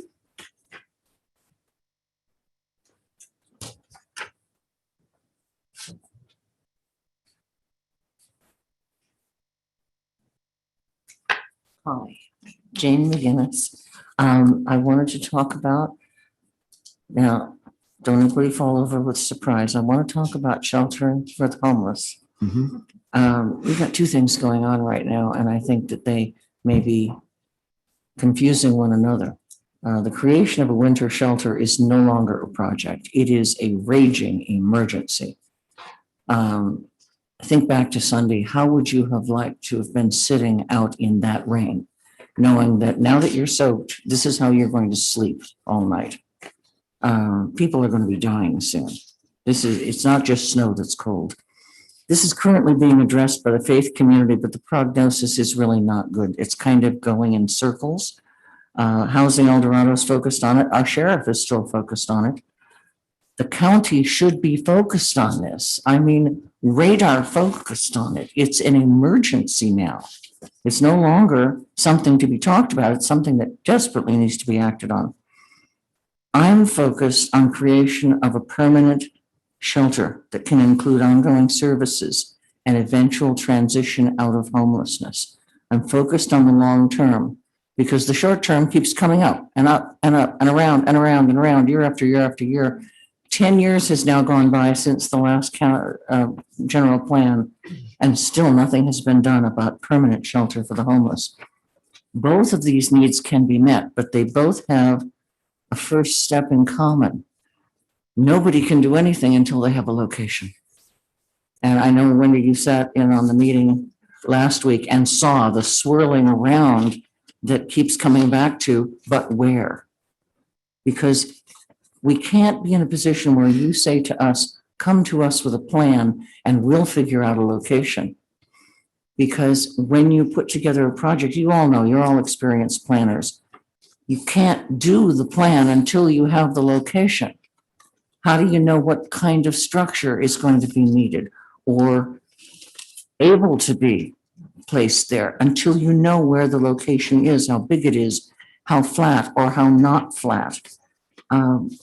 The first step has to be a location, and the winter shelter is stymied for lack of a location. I think that is something that is going to belong to you guys. If it's going to happen, you're going to have to do it. Permanent shelter can't take shape until a location is found. We look to you to spearhead the winter shelter, because if you don't, it can't be done from everything that I've seen so far. We are a partnership in this. We have got to look at one another as a partnership. We can bring together providers of service, but you need to tell us where to bring them. We look to you for a location. Thank you very much. Thank you, Jane.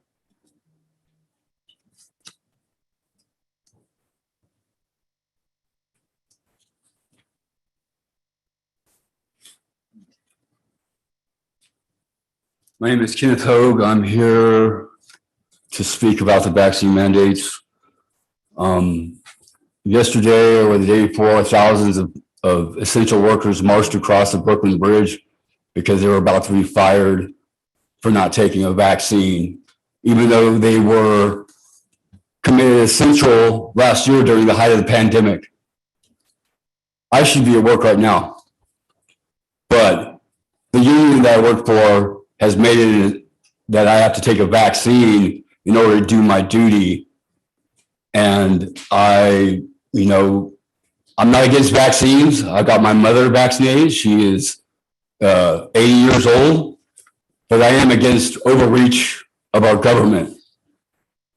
I'm a 50-year-old man who is healthy, and everybody that I have known that has gotten this COVID-19 has recovered. I don't know anybody who has died from it personally, other than what you see on the news. The mandates that I handed down in school, our governor has handed these mandates down in school and hasn't even gotten his own child vaccinated. And I think that is insane. He should be the first on the list to do it if he's going to hand these things down to everyone else. I applaud the children in school who are standing up for their rights because they see through this. The statistics show that it's a very good possibility that if they take this vaccination, that something could happen to them. The chances that I've seen, what I've been reading, are that it's a good possibility people are dying from this. There is not enough data, long-term data, that's proving that this is a safe vaccine, especially, where was I going with this? Anyway, I just think that it's an overreach, and I should be at work. I shouldn't have had to leave my union job because of this. Anyway, that's all I have. Thank you. Thank you.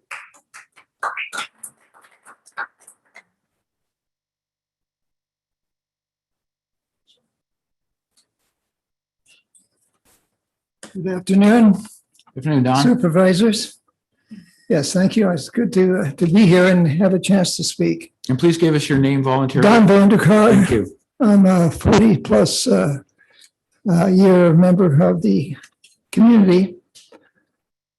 Over 3 decades ago, I was on the floor of the Seventh-day Adventist Rec Hall, Seventh-day Adventist Church up in Camino, monitoring homeless people.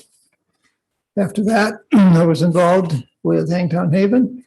Many of you were equally involved with Hangtown Haven and know a lot about it, but it was a success. I think it ended because it was such a success and brought perhaps new people into the area. Nonetheless, it was a very effective group, and I appreciated the chance to volunteer with that group and to actually stay in contact with some who are now successful members of this community. Then I was involved in developing and operating the nomadic shelter. We're currently struggling to try to put it back together. The virus is causing us all kinds of problems in terms of proximity, spacing, and all those types of issues. Nonetheless, we've been meeting regularly, trying to see what we can do in terms of reactivating something like the pneumatic shelter. Then I remember attending quite a few memorial services of my friends on the street who had passed. I can vividly remember Elliot. I'm sure many of you remember Elliot. Federated Church, where the memorial service was held, was packed. We had more people than we could actually seat, and people were standing and at the doors wondering what was going on. But actually, it was a great chance to recognize a homeless person, a special homeless person. But they're all special. We're all special human beings. Now is the time to act. It's been a long time that I've been involved, and I am so frustrated. The virus is causing us all kinds of grief in terms of trying to put together another volunteer group to do something like the pneumatic shelter. But the county has had efforts to do something about homeless. It seems to me it's time to, let's bring things together. Let's get something going. It's winter out there. It's going to be winter for a long time. It's cold and damp. Thank you. Thank you, Don.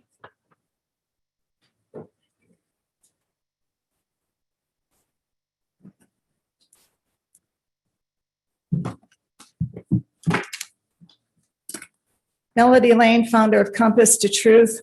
Back to this morning when John Heidel and Lori Parlin interrupted me, shouted over me regarding my addressing the reprehensible dog and pony show put on by Lori Parlin and DOT during the Mount Murphy Road Bridge Town Hall last Wednesday night. It was a lot of talk, the same old BS we've heard for years. What the Zoom video won't show is that Lori gave those present in this room unlimited time to dominate the meeting, many of whom do not even live in Coloma. Liberal members of the River Mafia mob sat at the rear of the room, out of view of the camera, the miscreants who have harassed, threatened, assaulted, libeled, and slandered me and other conservative Coloma residents. Zoom participants were muted and not allowed to speak. Lori censored our chat questions. Then she had the audacity to publicly mock me. Quote, Melody doesn't appreciate the meeting. I'm sure I'll hear about it at Tuesday's board meeting. Ha, ha, ha. The coup de grace was when you, Lori, invited your partner in crime, Sue Taylor, to take the podium as the last speaker. Sue seized the opportunity to address the October 14th Planning Commission meeting, which you know was conducted outside of the law. Lori, I wasn't the only one who was offended by your arrogance, disrespect, and abuse of the public trust. Several of my neighbors called afterwards and gave me an earful. They all expressed their disgust, and you can bet they won't waste their votes on you again. For the record, Lori and Chris Payne dominated the taxpayers meeting when Joe Harn was the speaker. I was on Zoom, but when I attempted to address Joe about the bridge closure, Andy censored me. It is obvious that Lori is emulating Andy Nevis, who conducts the Taxpayers Association meetings in the same fraudulent manner as the Board of Supervisors. Censorship and fraud is not leadership. It is despotism that needs to be exposed and eradicated. This email sent out by Bernard Carlson the other day was pretty revealing about the cronyism. It was addressed to the directors of the association, but Bernard included me, Jack Sweeney, and Lori in the distribution. Jack Sweeney hasn't been a member of the association ever since I publicly exposed him for threatening me, just like Al Hamilton did. You will be receiving a copy of Bernard's correspondence, but there are a few notable quotes in here. Nevis's taxpayers operation is a do-nothing speakers platform. The reason that the board of directors voted for Nevis and Payne for those positions is speculative. And I'll go on. Directors were disorganized at that time under Al Hamilton's leadership. George, your name, along with Todd White and Joe Harn, is also mentioned in here.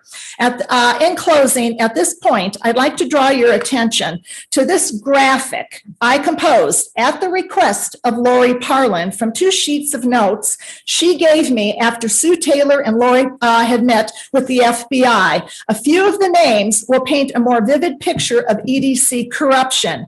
Jack Sweeney, Joe Harn, Ron Briggs, Leonard Grado, Parker Development, Kim Kerr, Terry Daly, Brian Veerkamp, CDAC, and Vern Pearson. Those are just a few that are on this that were provided to the FBI at a later date. Lori, you've been going along to get along, so perhaps it's time your name is added to this Hall of Shame for aiding and abetting El Dorado County corruption. Thank you, Melody. If you have any questions or comments, please make them now at this time while I'm at the podium. Hearing none, Madam Clerk, please enter these documents into the public record. And just again, for Ruth Michelson's benefit, the Board of Supervisors need to be held for their unprofessional conduct and violation of their oaths of conduct. After all, I am an expert in conflicts of interest and the Brown Act.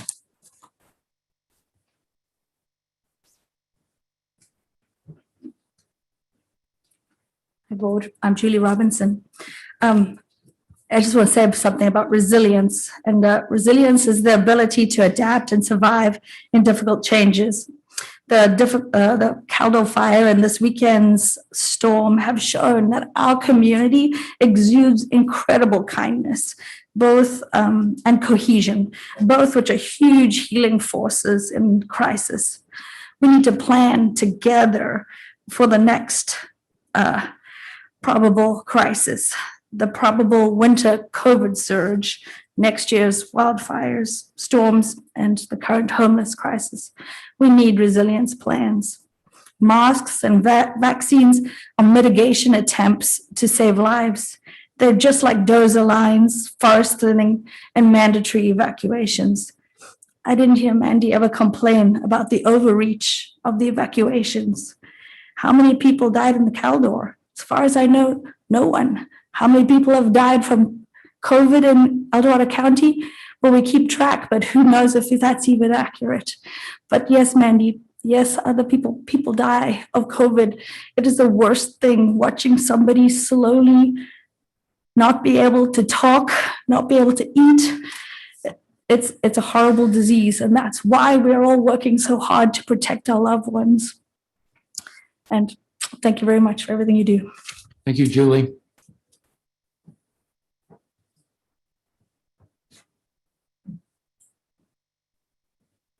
Good afternoon. My name is Sandy Meyer. So I'm going to talk about the vaccines. So I am one of the 1% of people who happen to be allergic to things that are put in my body. After having surgery, they put surgical foam inside me. I am one of the 1% of people who is allergic to that. I have been told by my doctor that it is my best interest not to have the vaccine. However, he cannot provide me with documentation because there is no documentation that says what we can place on a document to not have to take the vaccine. My son, who is up here, is another person who was born with a dermoid cyst on his brain and had to have a piece of his brain removed.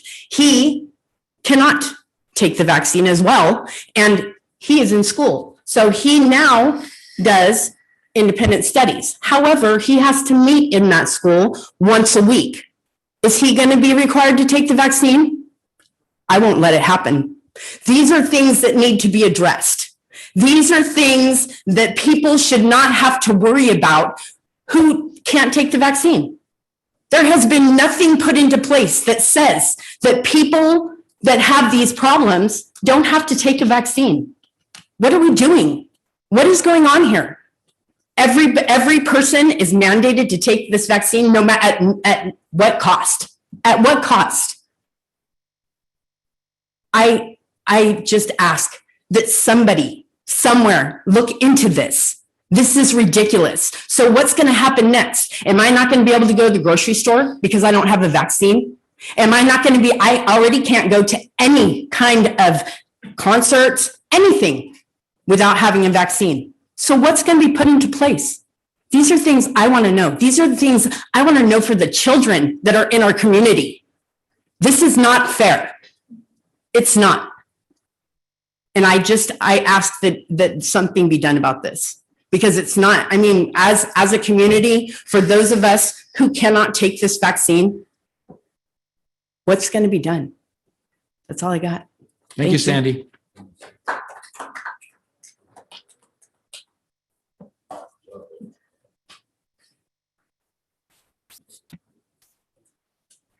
Good afternoon. Yeah, we definitely need to get things handled as far as the vaccines are going. I had a discussion with a friend many years ago over the dangers of. Can you please introduce yourself for us? Sorry, my name is Laura Leitner. Thank you, Laura. Sorry. At the dangers of agency regulatory overreach. And here we are years later witnessing the weaponization of these agencies against businesses and the people. Regulations are not laws, have no power or legal standing. The only branch of government consented by the people to delegate laws is the legislation. Any mandates, orders, regulations disregarding the constitutional rights of these people or of the people are null and void. Businesses have every right to operate under the guidances they believe to be safest to their patrons and should not be under threats to adhere to any unconstitutional dictates. The people are rising up. You can choose to stand with us, or we will replace you. All laws repugnant to the Constitution are null and void. We have let government use a weapon of public health to avert due process and begin indoctrinating our children into the enslaved world of sick until proven healthy. This is enough. You guys have the chance to make El Dorado County shine and stand tall as a beacon of freedom, along with other counties in the state. San Joaquin has done the same. Declare the county a constitutional sanctuary, demand our legal teams who are so adamant in protecting the government institutions, the people they're designed to serve, to break their slumber and adhere to the Constitution.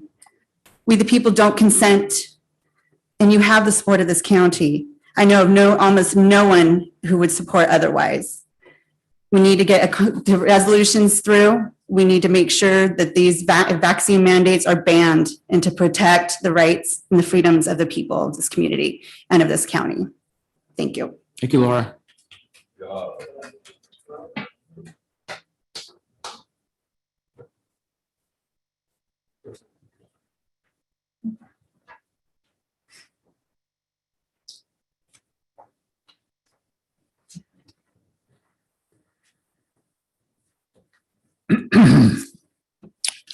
Good afternoon, Board. Jonathan Gainsborough. I speak as the oldest person in this room and a very young 75. First, I want to mention that it would be more convenient for your constituency to have public comment back where it was for a number of years at 9 in the morning. This morning's public comment, the preponderance of speakers brought that issue up and asked for you to change it back to 9 a.m., not at your convenience, but at the convenience of those who pay your salary and who voted you in. Secondly, I'd like to speak to anyone listening. When you come to the podium, yes, the Caldor Fire needs reparations and got a $5 million fund with a line item in the budget. But there's currently no line item in the budget for the homeless. Although it was brought up, it was requested, it was begged, it was cajoled, it was repeated, but it was refused. So I'd like everyone listening here to call in.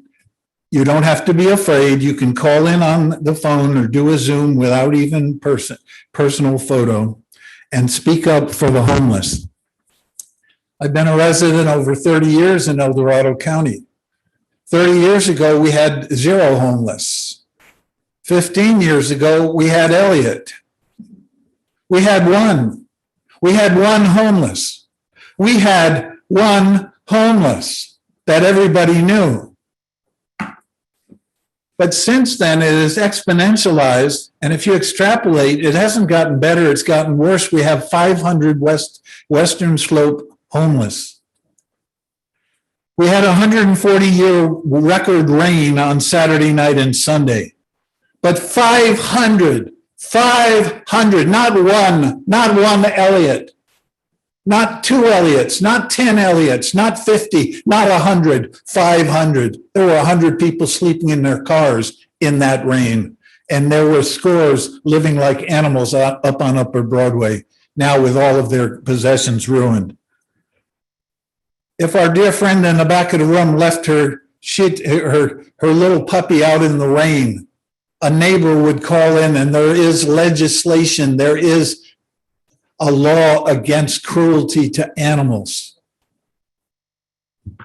You are the leaders of the county. You've got to stand up and champion the cause of the voiceless.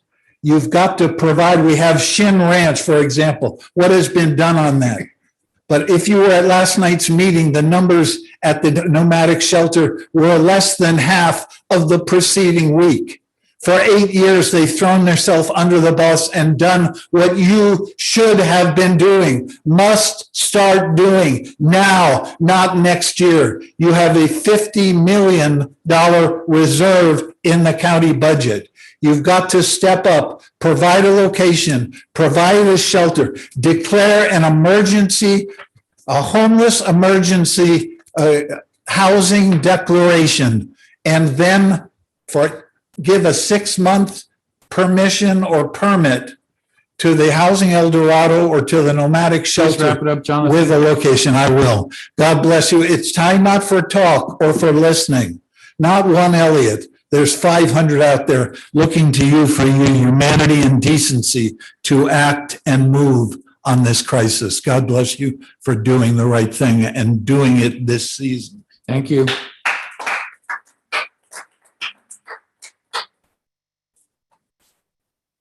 Okay, Kim, seeing no one else coming forward from the board audience, please open up for Zoom. Now taking public comment from Zoom participants, receiving comments from 390.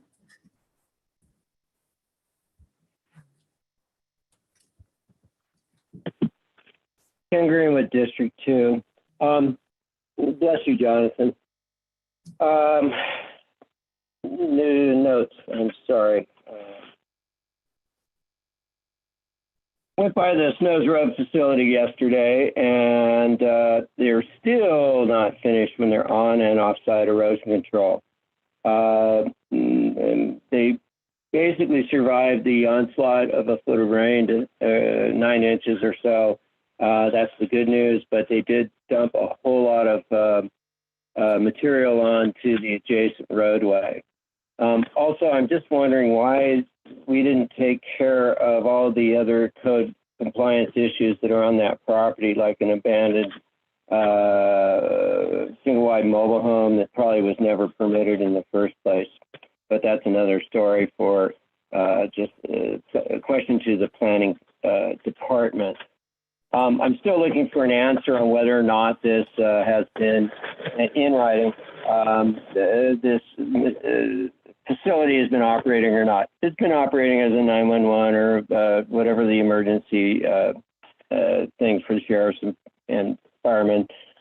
That's fine, but I'd like to see some documentation. If that qualifies them for CAF funding through the Fed, hey, all the better. Anyway, other items. Mount Murphy Bridge.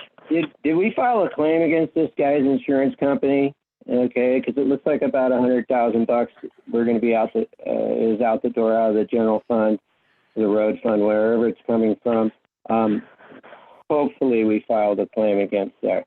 That would have been nice to be in the agenda item. Speaking of agenda items, the number of the agenda items should be on the Legistart. Okay, all we got there is a file number, version number, and agenda number, and then it says type agenda item. When you click on that file number, and you get all the information, wonderful. But there's no reference back to the agenda item itself. I hope that's clear as to what the problem is here, and I'm sure that there's other people out there extremely frustrated with this operating system. I do apologize for earlier missing that says Congress on the letter to the redistricting committee at the state level. It's kind of buried. And also formatting. Can we please do the standard protocol? Finally, has El Dorado County put a vax mandate on their employees?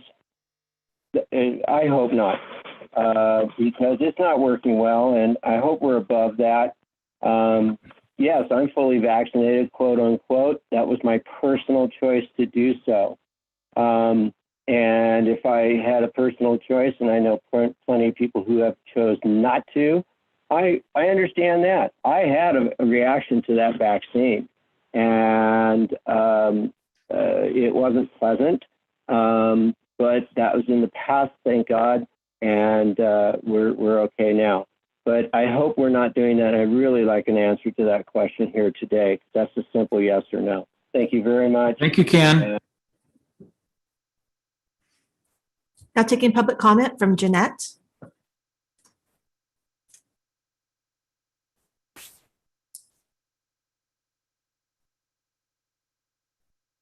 Jeanette, you're still muted. Can you unmute? There we go. Yep. That should work. Okay. Supervisor Heidel, I respectfully request that you not share your personal opinions about the COVID-19 vaccinations when on the diocese. You did so today, and you've done so repeatedly, and I do not feel it's productive. Please stay in your lane. Do what you have been elected to do, mostly land use, budget, things like that. You're not our public health officer. You're not a medical doctor.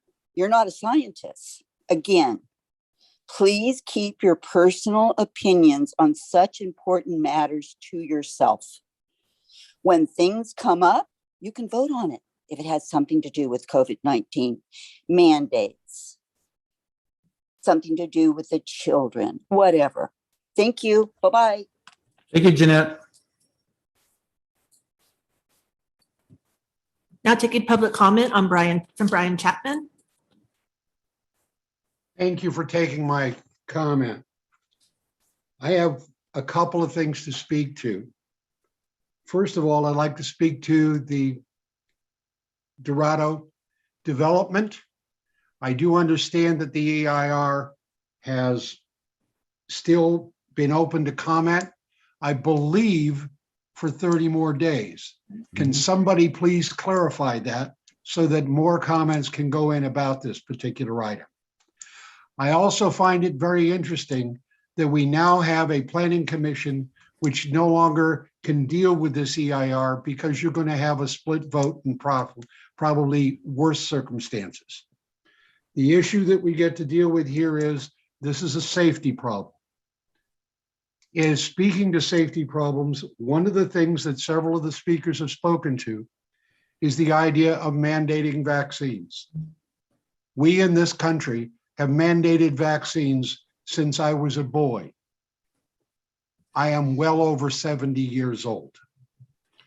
The process you get to deal with is that public health is as important as public rights.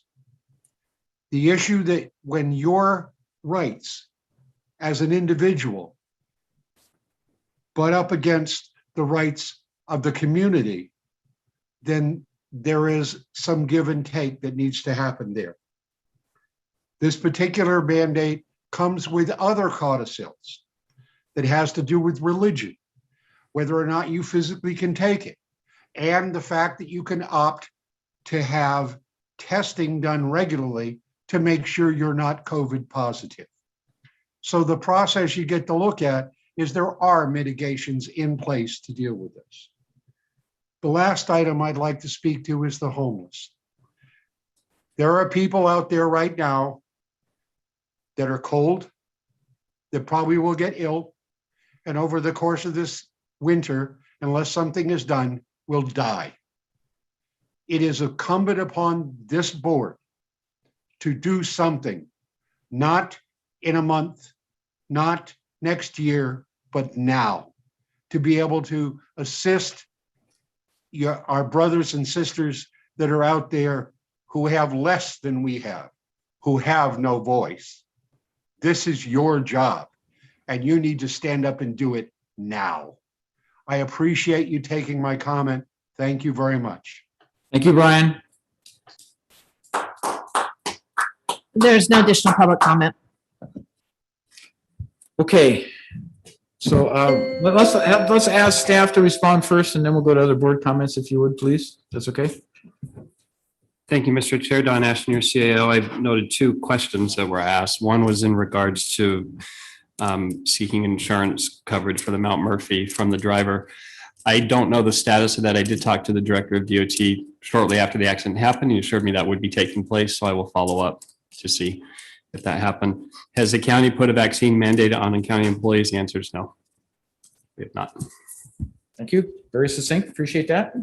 Board comments back? I'd like to answer the comment about the EIR extended period. So the Dorado Oaks draft EIR has been extended through November 17th, 2021. So we encourage everyone to review the EIR and extend their comments. And that information can be found on the Planning Services webpage on the county's website. Okay, any other board clarifying comments back? So, all right, so we've concluded open forum, and at this point, I think the only thing left on our agenda is closed session items. So let me make that announcement. The board will now recess into closed session to hear items 22 and 23 as specified on the agenda.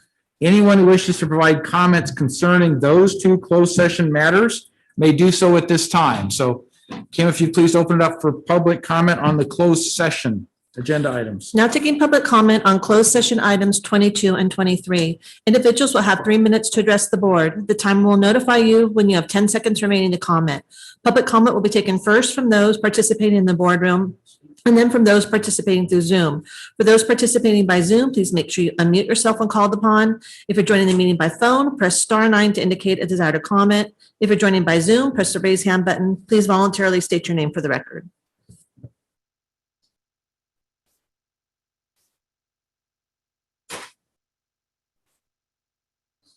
Not seeing anyone in the boardroom coming forward. Let's see if there's anybody on Zoom. Now taking public comment from Zoom participants.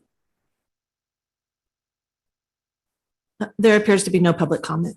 All right, very good. So the board will now recess into closed session, and we will probably adjourn the meeting in closed session. So we'll just record the appropriate time for adjournment, and we'll move forward from there with our next scheduled board meeting being November 2nd. Yes, sir. All right, very good. Thank you all.